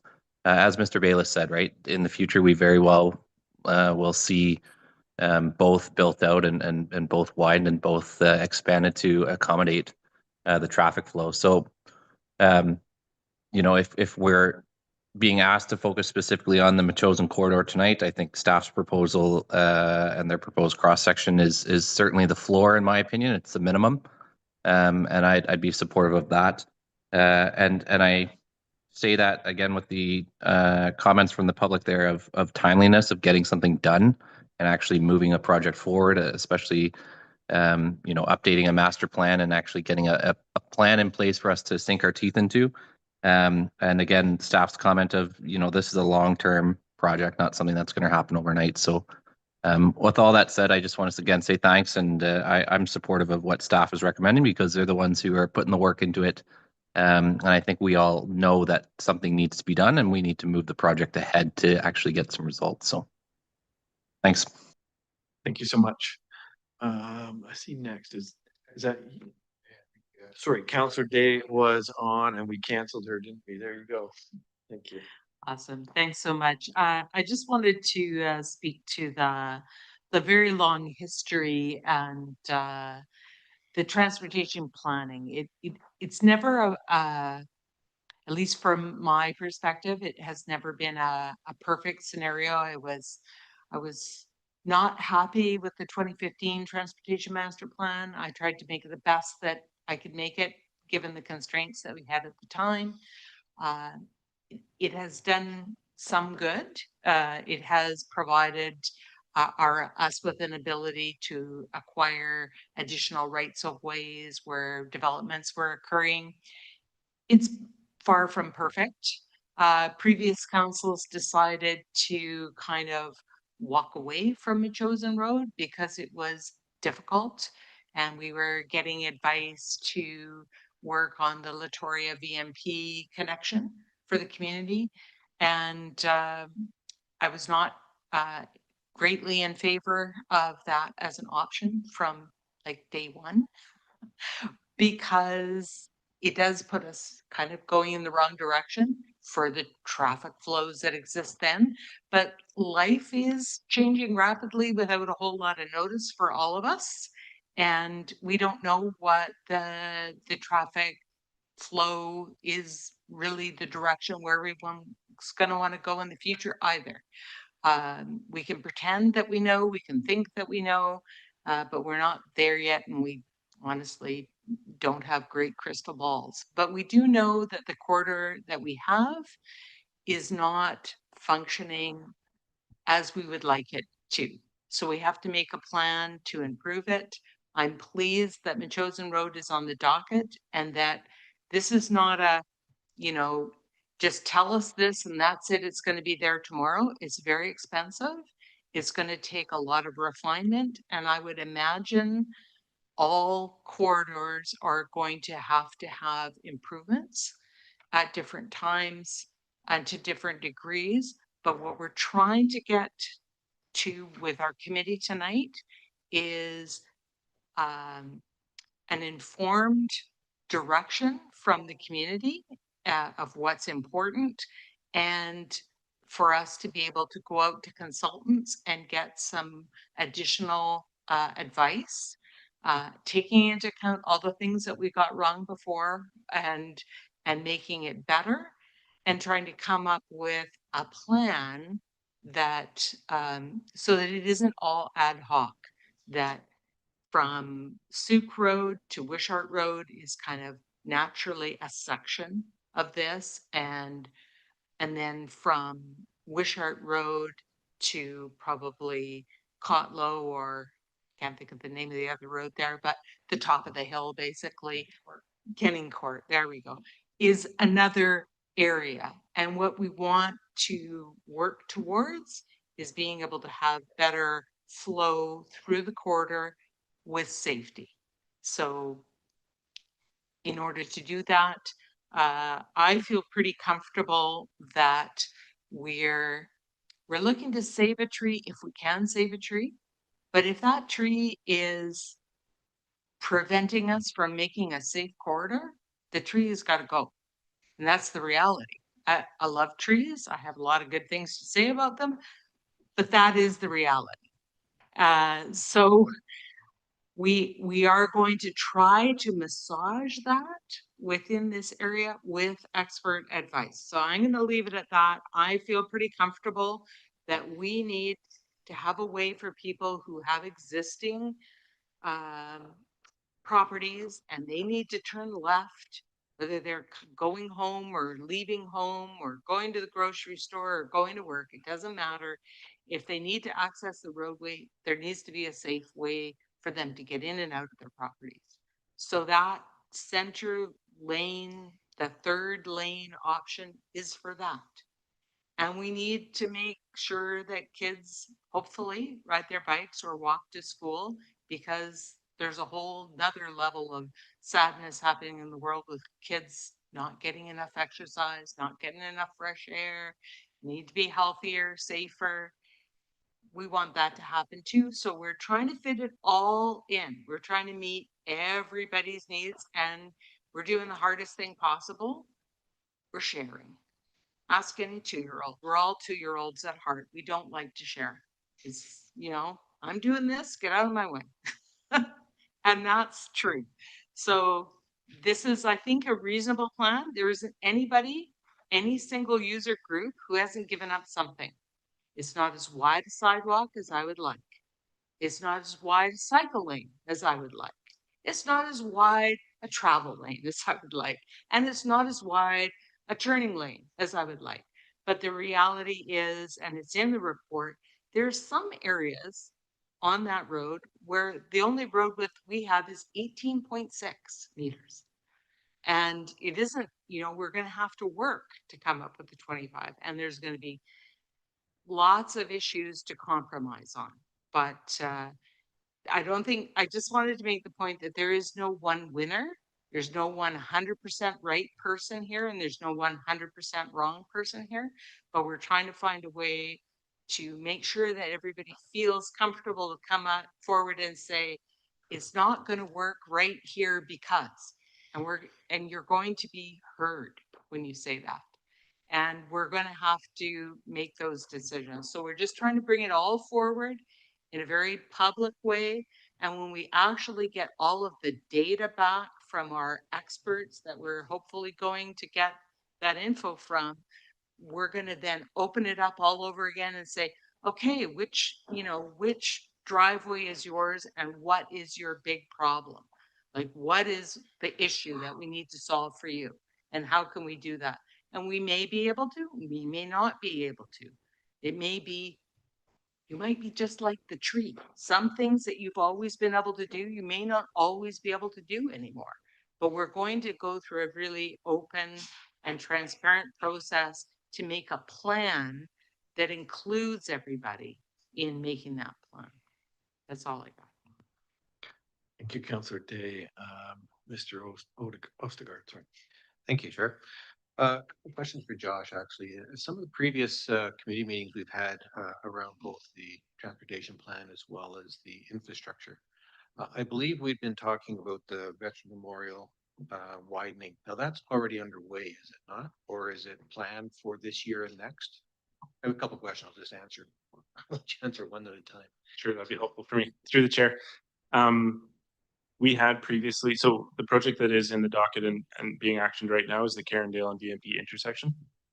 As part of that, we brought sort of as part of thinking about that intersection and the whole corridor, staff brought forward an alternate cross section with a multi-use path on the east side of the right of way. Yep. That cross section has been endorsed, but no capital project and no funding has been put towards it. Okay. Metchosin is the priority. And there was in the 2025 financial plan, I believe there was funding for the widening from Carindale to Allendale to connect that section. Right. I don't believe that's going to be in the 2026 financial plan. Okay.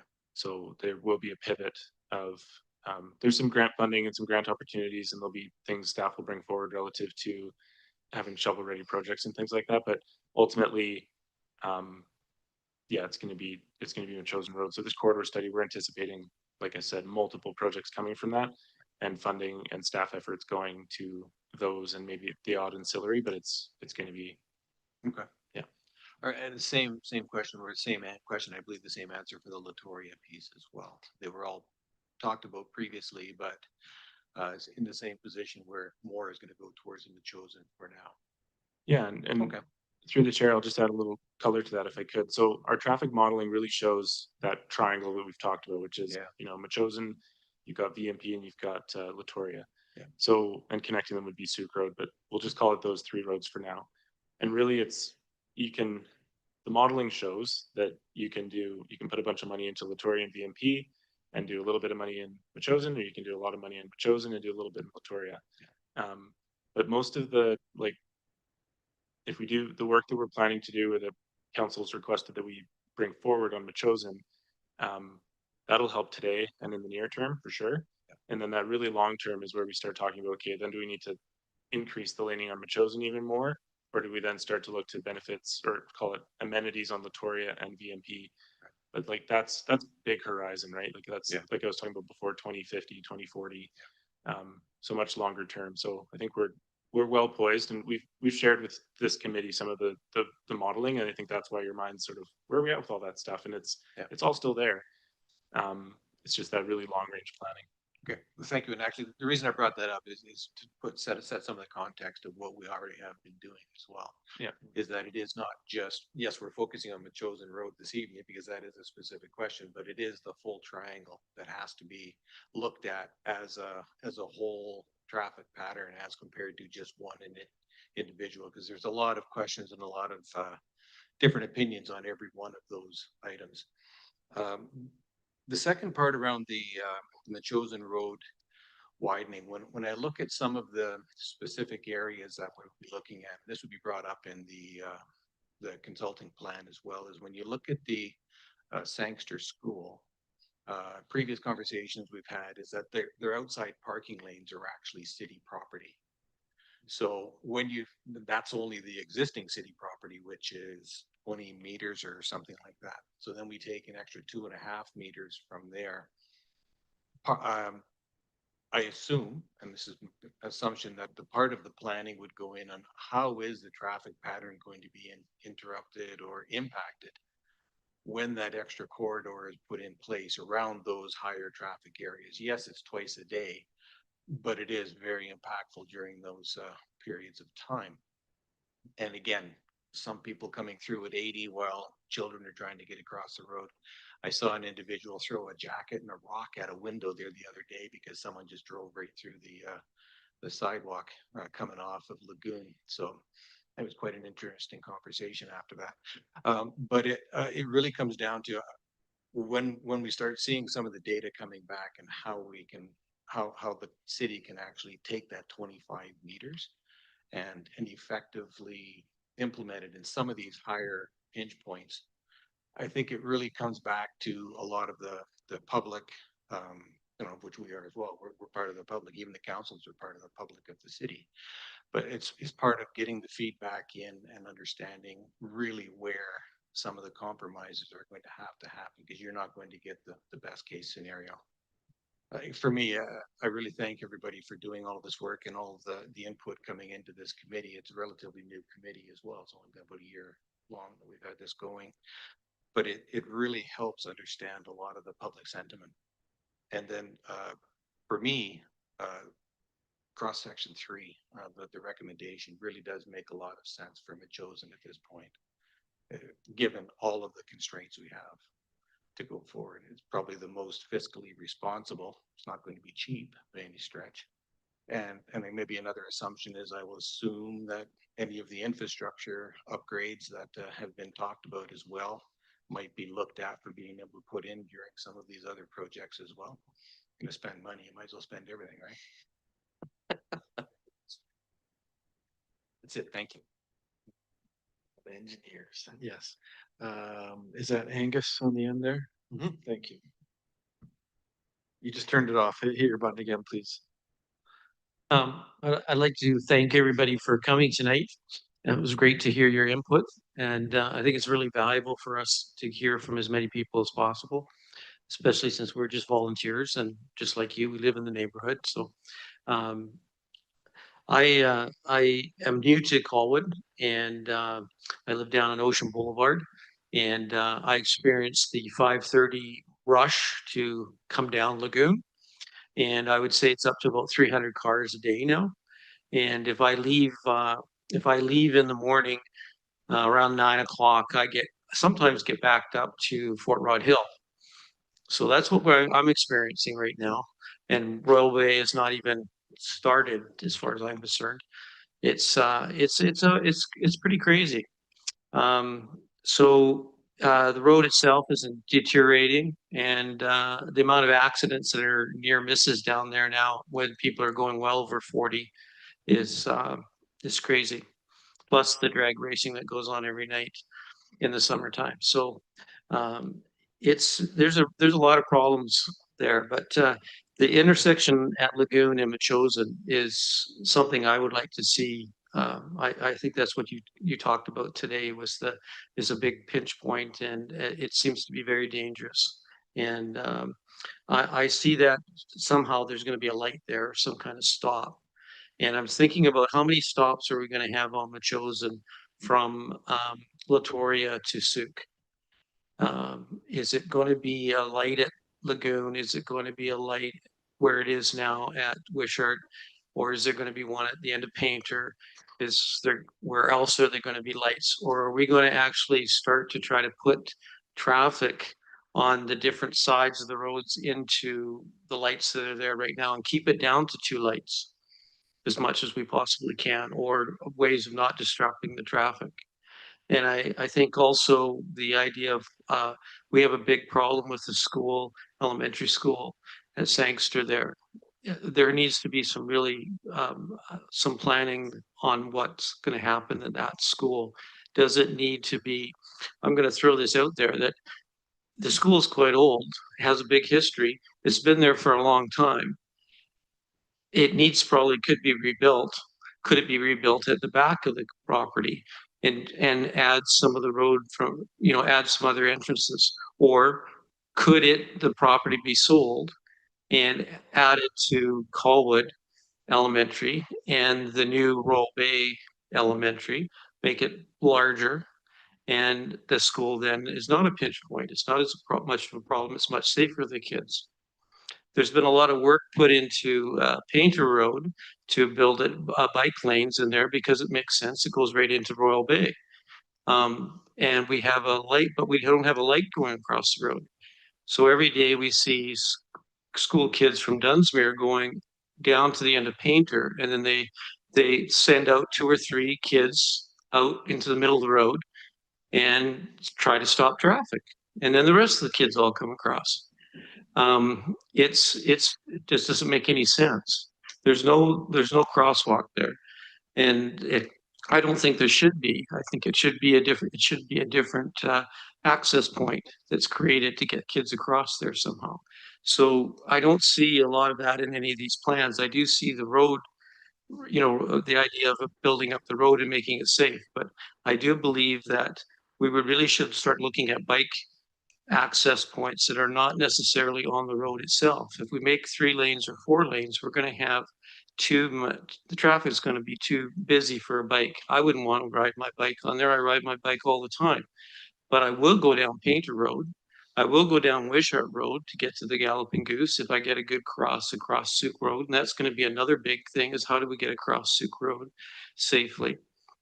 But we do need to also think about traffic flow. How can we keep the traffic moving so we're not stuck all the time?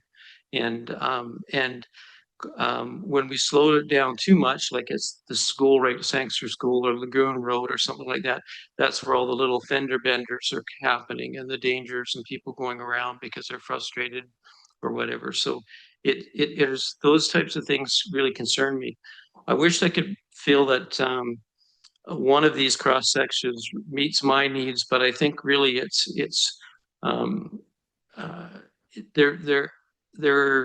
I think we have to think about some of the bigger issues right now and to see which one of them will move the traffic without too many lights from one place to another. We are going to have a waterfront trail from Royal Bay to Colwood Center. It's in the plannings. It's not broken ground yet, but there's a lot of guys with vests down there, and they haven't put any stakes in the ground yet. But I don't know, there's no big announcement from council that it's going to start, but it is going to start. And it's supposed to be bike and walking. And it should be quite spectacular, actually. It'll be really nice to see. So it'll be a real accomplishment to have that. So if I was in Royal Bay, I wouldn't be going up onto Metchosin Road. I don't think I would do that. I'd be going along the waterfront and heading for the Goose. And so it's just going to bring more traffic going the other way. And so it's going to be much busier in Colwick because people are discovering that we live in the most beautiful place in Victoria now. We just have a bit of a figuring out how to get the traffic from one place to another. So I really appreciate how much work you're putting into this, but it's got to be at least 3 and possibly 4 lanes for the future. We just don't have enough space to move people, and I would love them to go up to Veterans and go that way, but it's already got too many stoplights on it. It takes too long to get from Olympic View to the highway. It's just too long. So it's just like the ferry. Why don't we have a ferry? Because it takes too long to get from out there all the way out to Royal Bay for the ferry. It'd be great for the people in Royal Bay, but nobody else is going to come all the way there. So, we're trying to come up with solutions, but that's my feeling right now, is that we have some of the infrastructure there. We just have to do a better job of making that infrastructure work and getting this road built as quickly as we possibly can. It should have been something that before Royal Bay was put in place and said, you guys, you developers, this is what it's going to cost. Develop it accordingly. And so those are my feelings. Thank you, Angus. Is that you, Stuart? And Mr. Parkinson? Thank you, Chair. I spent some, excuse me, spent some time on the reports before I came down here, made a bunch of notes. Um, a lot of what I've got to say complements what other people have had to say, some of it not so much. I tried to separate my thoughts in two streams. One sort of talk about the transportation master plan, and then more detailed on the chosen road. So I'll go through the notes I made. Even I have trouble reading my writing, so forgive me if I stumble a little bit. But when I thought about what seems to me like it's a pivot from completing the transportation master plan to prioritizing Metchosin Road, and I think that a complete TMP would inform the requirements for Metchosin Road and, and lead it to the construction of what's needed, not just what's knowing what's not needed. And so I think about, bike lanes, and I'm a cyclist.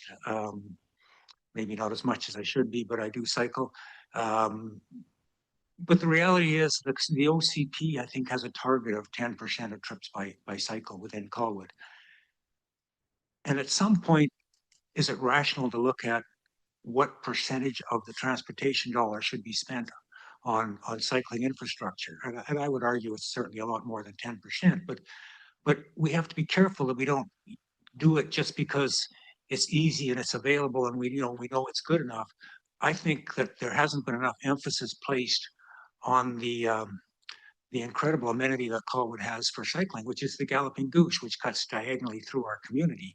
And if we were to sort of take a look at how best to funnel people to the Galloping Goose, as opposed to how to give bike lanes on every new road and every old road, what it could be, it might be a much more sensible use of the taxpayer's dollar, and frankly could lead to better and safer cycling by keeping people away from the roads and more encouragement on the Galloping Goose.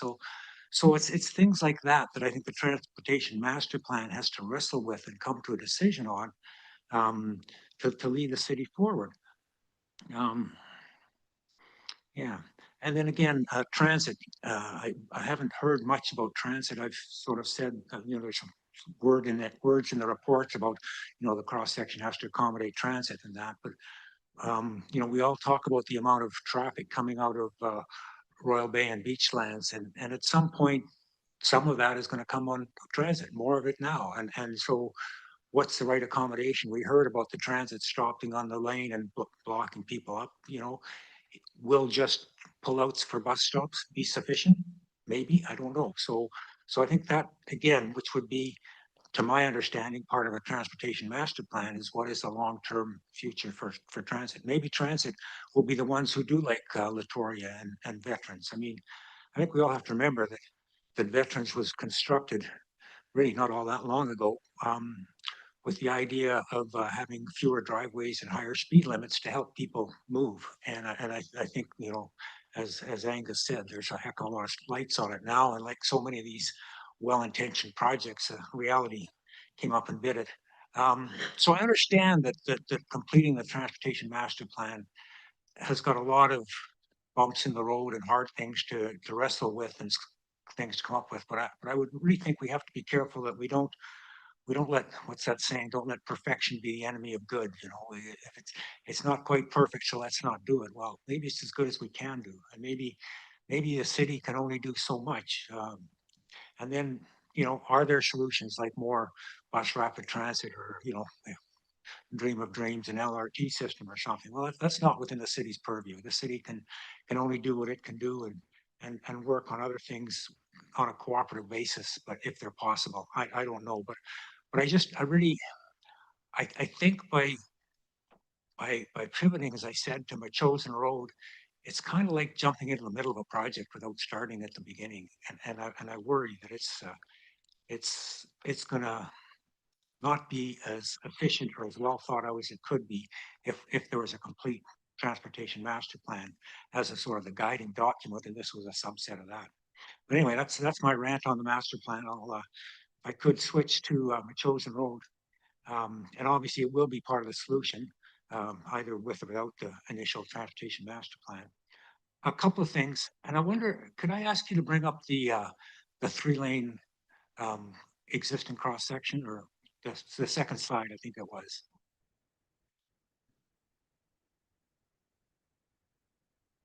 This guy here.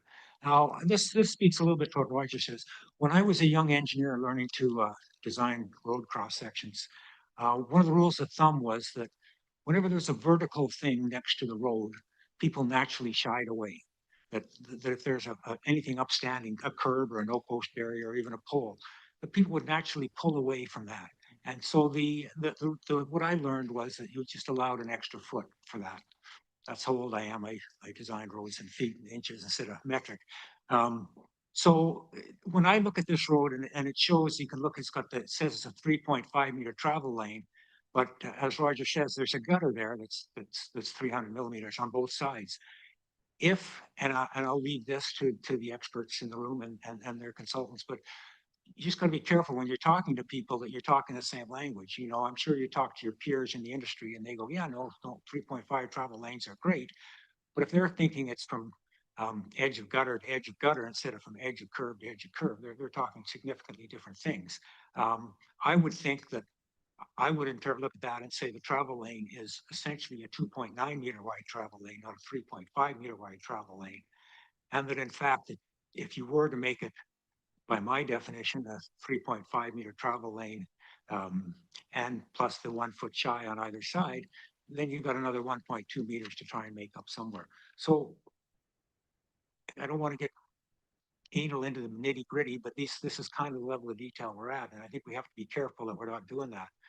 And the other sort of thing is, you know, what we see there is we refer to it as a 3-lane road cross section, which is one travel lane in each direction and then one sort of turning lane in the middle or whatever, median, whatever it could be. And yet we talk about a 4-lane section when it's 2 lanes in each direction and a median. I mean, if one's a 3-lane, the other's a 5-lane. You know, we just to be consistent. And again, 5 lanes sounds worse than 4 lanes to me. So there's some semantics in there to think about. I don't know the status, and again, maybe this should have come under my transportation master plan comments.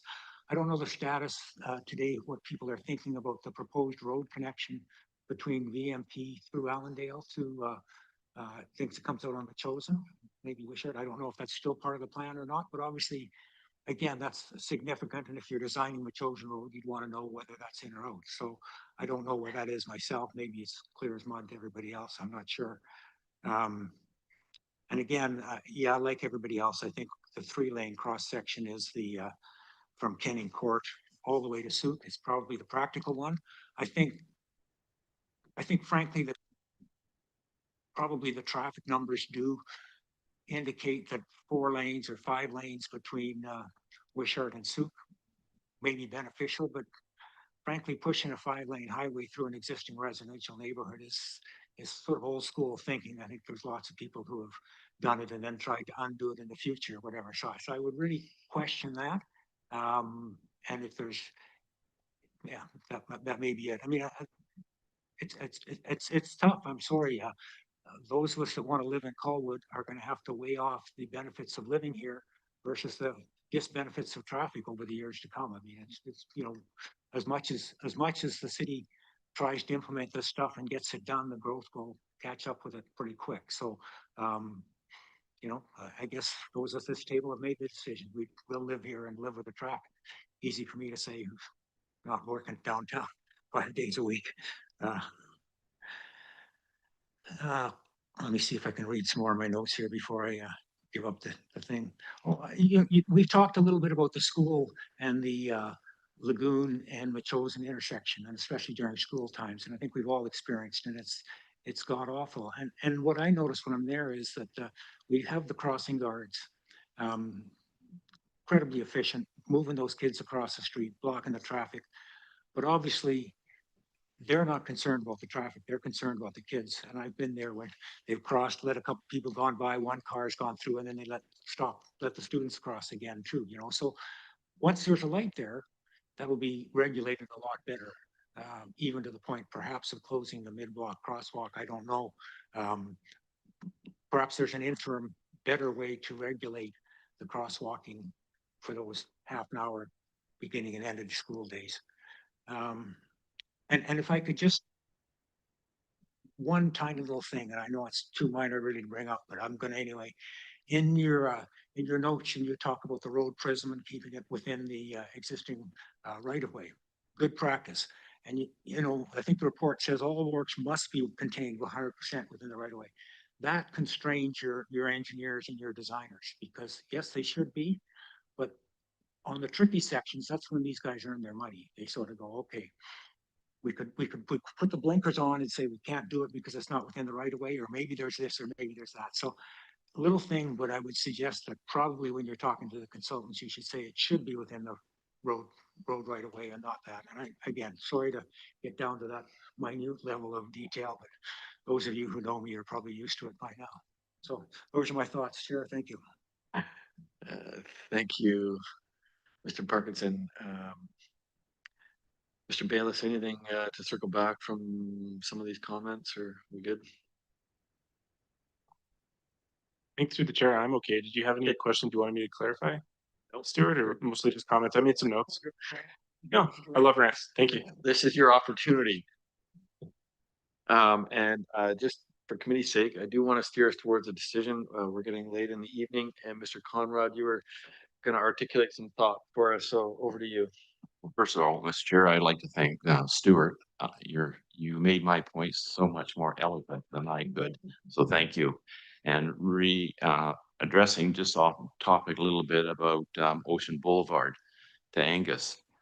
I've noticed Ocean Boulevard, I drive it near, I hate to say how many times I drive it a day. I notice it more dangerous now than I've ever seen it before, since the speed limit was actually dropped, because people are starting to treat it like a parking lot. They back out without looking. And I've actually had people stop, about 3 months ago. A person stopped right in the middle of the road, stuck their hand up through the sunroof, and was showing all her guests the Canada geese flying over in the middle of a road. So this is the way people are starting to treat it. And I think because they've slowed the speed, you know, there's such a thing, you can go too slow and create accidents. And what the Insurance Board of Canada has reported now, road rage is on the increase substantially, because I guess people are getting so annoyed of being held up for such. I don't want to interrupt, but I would like to keep us focused on Metchosin. Okay, now I'll go back to Metchosin Road, because the same thing is happening there. You know, you're looking at the school, it's being slowed up, and as Stuart so eloquently said, the crossing guards stop, let one child out, then let the traffic go, and somebody walks up and they stop it again. And it starts to back up. So I think there's got to be some training involved there. So I would like to recommend, put a motion to recommend to council that Metchosin Road be 3-lane from Souk Road to at least Kenny Court, but I would suggest, because I've heard from a lot of people saying they want it right down to Latoria because of emergency vehicles. So I will say Latoria, and that the drivable road width, should be 3.5 meters, not including the gutters on the curb. And that will be my motion. Thank you. We'll just look to the corporate officer to get caught up. Are you able to put that up on the screen? Thank you so much.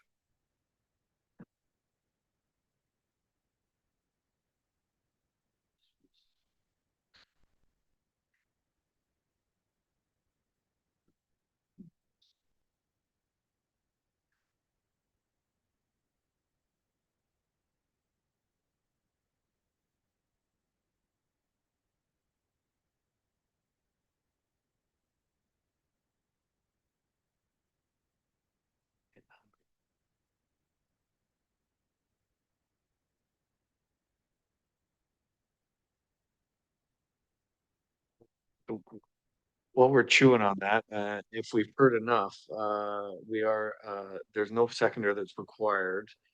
Hold that thought, please, just for a second. But I do want to, you've made a motion. It's now opportunity for the committee to discuss that. Do you need to clarify anything, or you hang on for just a sec? Here we go. Go ahead. And the reason I'm recommending 3.5 meters is I've measured several points in the Metchosin Road right now with no curving, and the lane width, the drivable lane width is between 3.7 and 3.8. So the road will be reduced by 0.3, which I think is substantial, and yet everybody's being reduced. The sidewalks are being reduced, the bike lanes are being reduced, and so are the lane widths. Thank you, Mr. Conrad. And how are we doing, Jennifer? Thank you so much. Does anyone want to layer in on that motion? Thank you, Councillor Day. I see you there. Thank you. It's easy to get ahead of ourselves. The reason we're looking for this recommendation is to go out and get expert advice. So I'm finding it difficult to endorse that motion instead of the recommendation, just because there's a lot more details. So the recommendation includes considering 4 lanes between Wishart and Souk Road. And it's not a do it. This is to send this out to the expert traffic consultants to look at our corridor and provide us back with recommendations for a 3-lane configuration within a 25-meter wide road right of way. So it isn't really identifying those road widths or lane widths that you're discussing. And that the real recommendation for anything we would actually be implementing comes later, after we look at what the consultants would suggest is possible within what we're providing to them. So I don't want to not get recommendations. There is, I believe, a need to have that turning lane come off of Metchosin Road to go into the Allendale area. Somewhere in there, there's a large area, because it's a business district and it makes sense. The busiest road we have in Colwood is Souk Road, between Metchosin and VMP. So having an additional corridor connection would make a lot of sense and make life easier for most people wanting to do things. We don't have a lot of clarity on that yet. So, looking at potential 4 lanes, what we're trying to get to is a design that flows traffic better, and all traffic. So it is important to me, at least, that I give as wide an option, as many considerations as possible should come back from the experts, provided that we know we basically need to have that 3-lane, the 1 lane each way, and a turning option in the middle. We also need to layer in transit and all those other things. So I'm just finding it hard to put limits at this point in time. We're looking to get as much information before we make a decision, not make a decision and then see what happens. We're trying to flow traffic and get all the information. Thank you. Thank you, Councillor Day. Go ahead and share your screen whenever you're ready. And is that Mr. Parkinson or Mr. Lees? Sorry. Did I get it? Perfect. Thank you. Roger, I'm not there with you. I think the concept of, let's just widen the road from Kenning Court to Latoria, add an extra lane, well, because maybe emergency vehicles or something. That's the kind of frivolous thing that costs a heck of a lot of money for very little value. So I could support your motion in spite of Councillor Day's objections. I could support your motion, but only if you reduced it to Kenning Court. Thank you. I'm gonna come back here. I heard a bit of an amendment to the amendment. Go ahead, Mr. Conrad. Yes, Cynthia, I don't disagree with you, but we have to propose something to the consultants. So if we propose what the recommendation is, they're going to work from that. So if we propose, I mean, the sidewalks have a finite measurement, the bike lanes have a finite measurement. So why can't we give the road a finite measurement? They can adjust it accordingly, saying, no, it just can't fit. So I'm just saying to make sure it's in the record that the drivable road width is 3.5 millimeters, and that goes from Souk Road to Kenny Court. You said millimeters. Oh, sorry. Sorry, I'm gonna assume meters. 3,500 millimeters. Sorry, thank you. Chair, Thank you. if I might, Sorry, just go for ahead. a second. Council has referred, just for some context, and council has referred a lot of these plans to committees lately for feedback. So it doesn't have to be necessarily one motion. It can be bulleted kind of facts of how you'd like this to see it as well, so that the whole committee's ideas are out there. Thank you so much. And I did hear an amendment, Ms. Power, that it was to Kenning Court. Am I right? Right. So if we can amend Latoria Road to Kenning Court, please.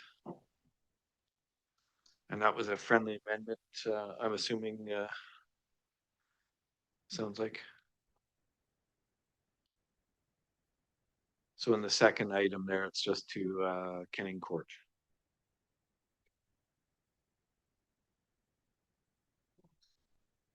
Perfect. It's Kenning.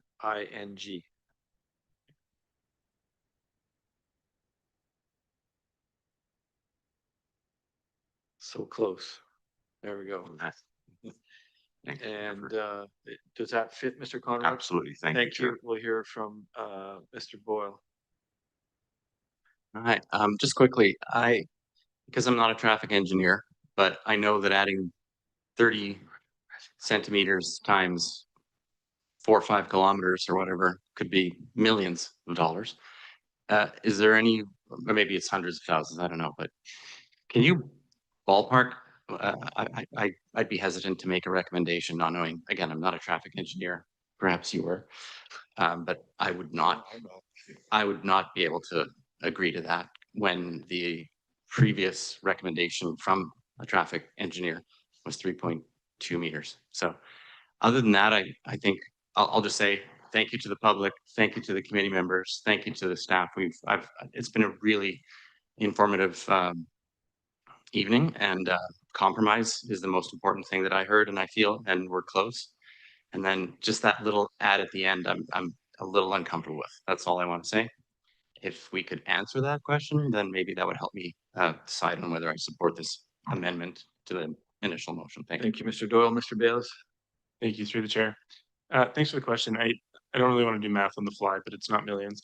What I would say is I think that maybe we can achieve what committee's after, or Roger, what you're after, is just saying that the committee is uncomfortable with the road width as presented by staff or as recommended by staff, and suggest maybe looking at an industry standard or just having another look at it. Like I've already said, I'm not a traffic engineer. I believe it is, I know I've seen cross sections that do both. They include gutter, some don't. Doing a little Googling here as we're sitting here, like I think we should just revisit it. And I think that that's great feedback to council to say, like, look, we really like what staff have presented. The tripping point for us is that road surface, that drivable surface. We think it should just be asphalt and not inclusive of, and then maybe it isn't 3.5, but it's 3.3 asphalt surface, and then you don't include the gutter pan. I don't know. Just indicating that there's a discomfort with how it's been presented for road surface. That would gift us enough just to go ask the question, keep the thing moving. So that works for me, but it wouldn't be a finite number, so I'm not sure you guys would be comfortable. Okay, so let's try and find some middle ground here. Do you suggest, like, I see what we're trying to achieve here, and can you suggest some language that might make that more amenable for our for council to digest? Yeah, if I may, through the chair. Heather, how far have we deviated from our original staff? So I'm wondering if it's easier just to take staff's, change it to Kenning Court versus Latoria, and then just Sorry? Right. Yeah. I recognize that being, that was the wrong one for sure, yeah. This up a bit too. And then add that piece about the drivable surface somewhere in here. Because if I'm understanding the committee correct, most of this is not. This is aligning with with what we have here. I think Mr. Conrad, if we could hit your button please there for a sec. What staff is trying to achieve is build some of your suggestions into the existing motion, because I take it that you're all right with most of what's laid out there, but are trying to append to it. Is that the idea? I am. Hang on just a sec. I'll wait you up there. Go for it. I am, but I have pictures here of trucks that actually travel Metchosin Road right now. Yeah. And those trucks are 3.26 meters wide. Right. And then when you put actually they're wider than that. They're 3.46 when you measure mirror to mirror. They're allowed to legally drive that road with only clearance flags, and they don't even have to have a wide load sign on the truck. So to ask these drivers, commercial drivers, to drive on a road that's narrower than the width of the truck is being unreasonable. Thank you. Thank you. So we're trying to build that language into this motion, and with that slight amendment, would you be all right with that, with it being inserted in here somewhere so that it's more fulsome?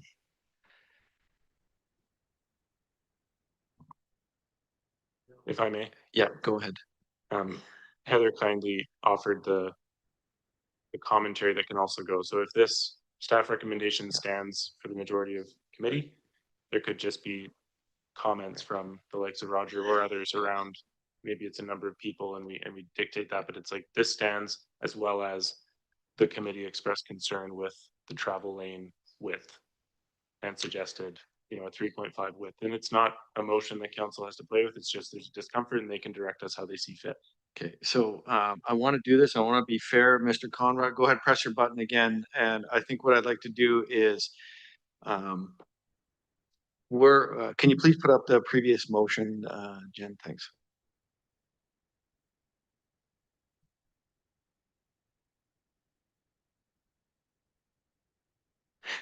You got a lot of screens open there.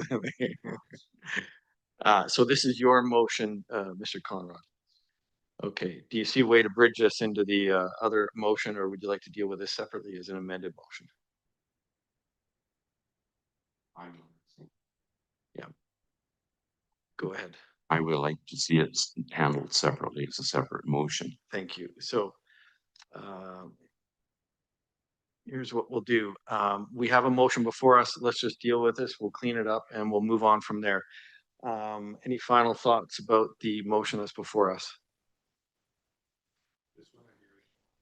Right here, what you're looking at.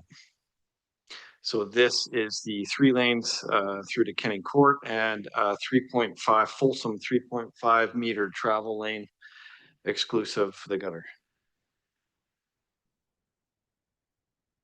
Everybody comfortable? I would like to call this question. All those in favor?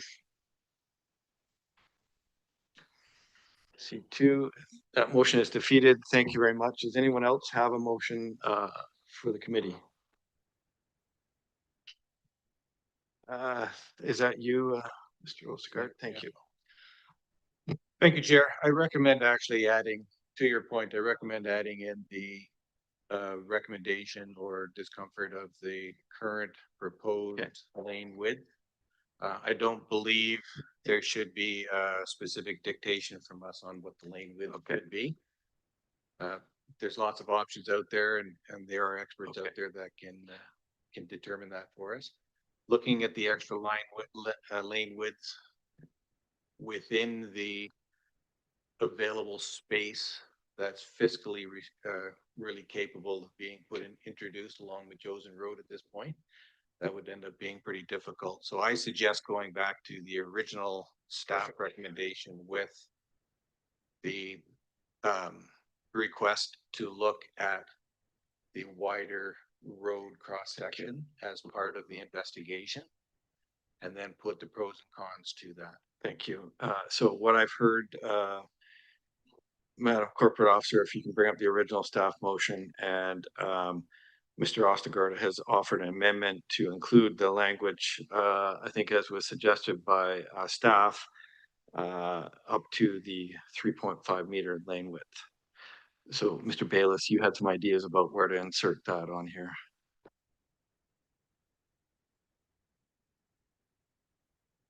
I did through the chair. Yeah, I think Heather had drafted a little chunk there. Where we fit it in is the interesting part. It could just be at the bottom and that staff further consider a total lane width of 3.5 meters exclusive of the gutter or something like that. An additional point at the bottom. Or does that bring anything into conflict? If I could, Chair, if I could just interrupt, if we could just take a quick 2-minute recess. And then I will have our manager of engineering confirm. Thank you. So I'm going to call a quick recess for a couple minutes. Go ahead and take a bio break for those who need it, and we'll allow staff to get caught up. Thank you so much.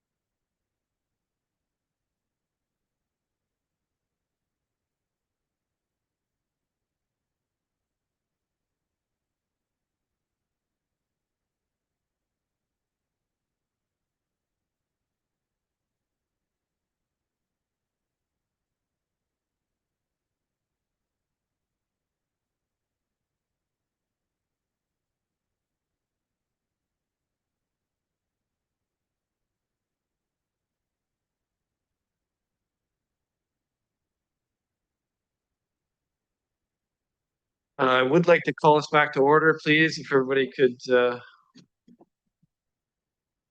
take their positions. Madam Corporate Officer, is this what you arrived at here? So I see that an additional point in red that council direct staff to consider road width along this segment of Metchosin Road. Did you just change some of the wording? I thought it was better before. And it was lane width was the point, not so much the road cross section as road width. Not that I'm picky.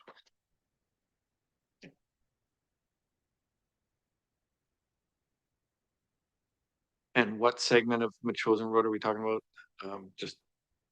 We just say Metchosin Road. Yep.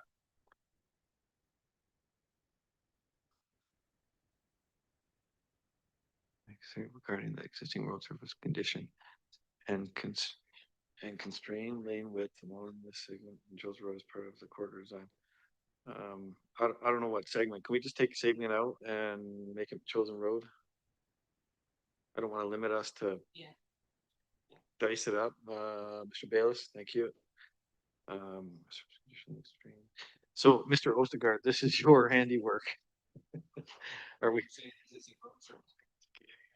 So press your button, please, just so we can get it on the recording. And then this comes from recommendation from the engineering staff, and hopefully it meets your needs. It does consider lane width. Yeah. It's directing council to consider lane width in this package as well. Yeah, absolutely. So if there's any word that you're not comfortable, sorry. Thank you. And yes, go ahead, Councillor Day. Sorry. Thank you. Sorry, I just wanted to make sure that there's no point in putting words up here that the committee does not agree with. So I just wanted to make sure that we are in agreement, that we are going to address, I don't know about rectify, but anyways, address concerns regarding constrained lane width along Metchosin Road as part of the corridor design. That makes infinite sense to me, that I have heard the concerns around the table here. We want to make sure we get it right. So we want to flag that both to our staff so that they can flag that to our consultants. Go ahead, Mr. Lacey. Briefly. Thank you, Chair. Yes. I just wanted to further what Councillor Day said. If we're talking wording, can we just have it as general travel lane? Because it just says constrained lane because it's bike lanes and general travel lanes. Can we just, I think it's called a travel lane on the document on our cross section. Can we just put travel lane, please? Thank you. Mr. Ostergaard, you're good with that amendment. Thank you. Regarding constrained travel lane width. I liked constrain in there. I think it was there.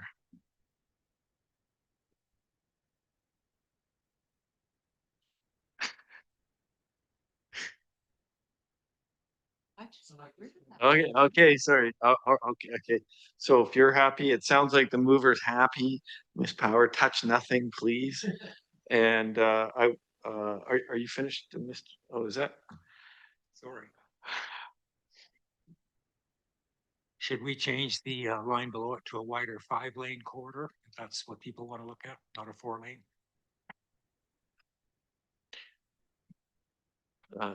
Go ahead, Mr. Bayless, because I mean, I understand. Is it we're talking 4 lanes with a turn lane or just a 4-lane cross section, which is confusing. Go ahead. Through the chair, I think it would be fair to put a 4/5 because I think there might be areas there where we don't need the perfect turning lanes and everything else. It could just be 4 travel lanes, but that would be part of the corridor study. And I totally take your point. We need to be consistent with 3 and 5. Thank you.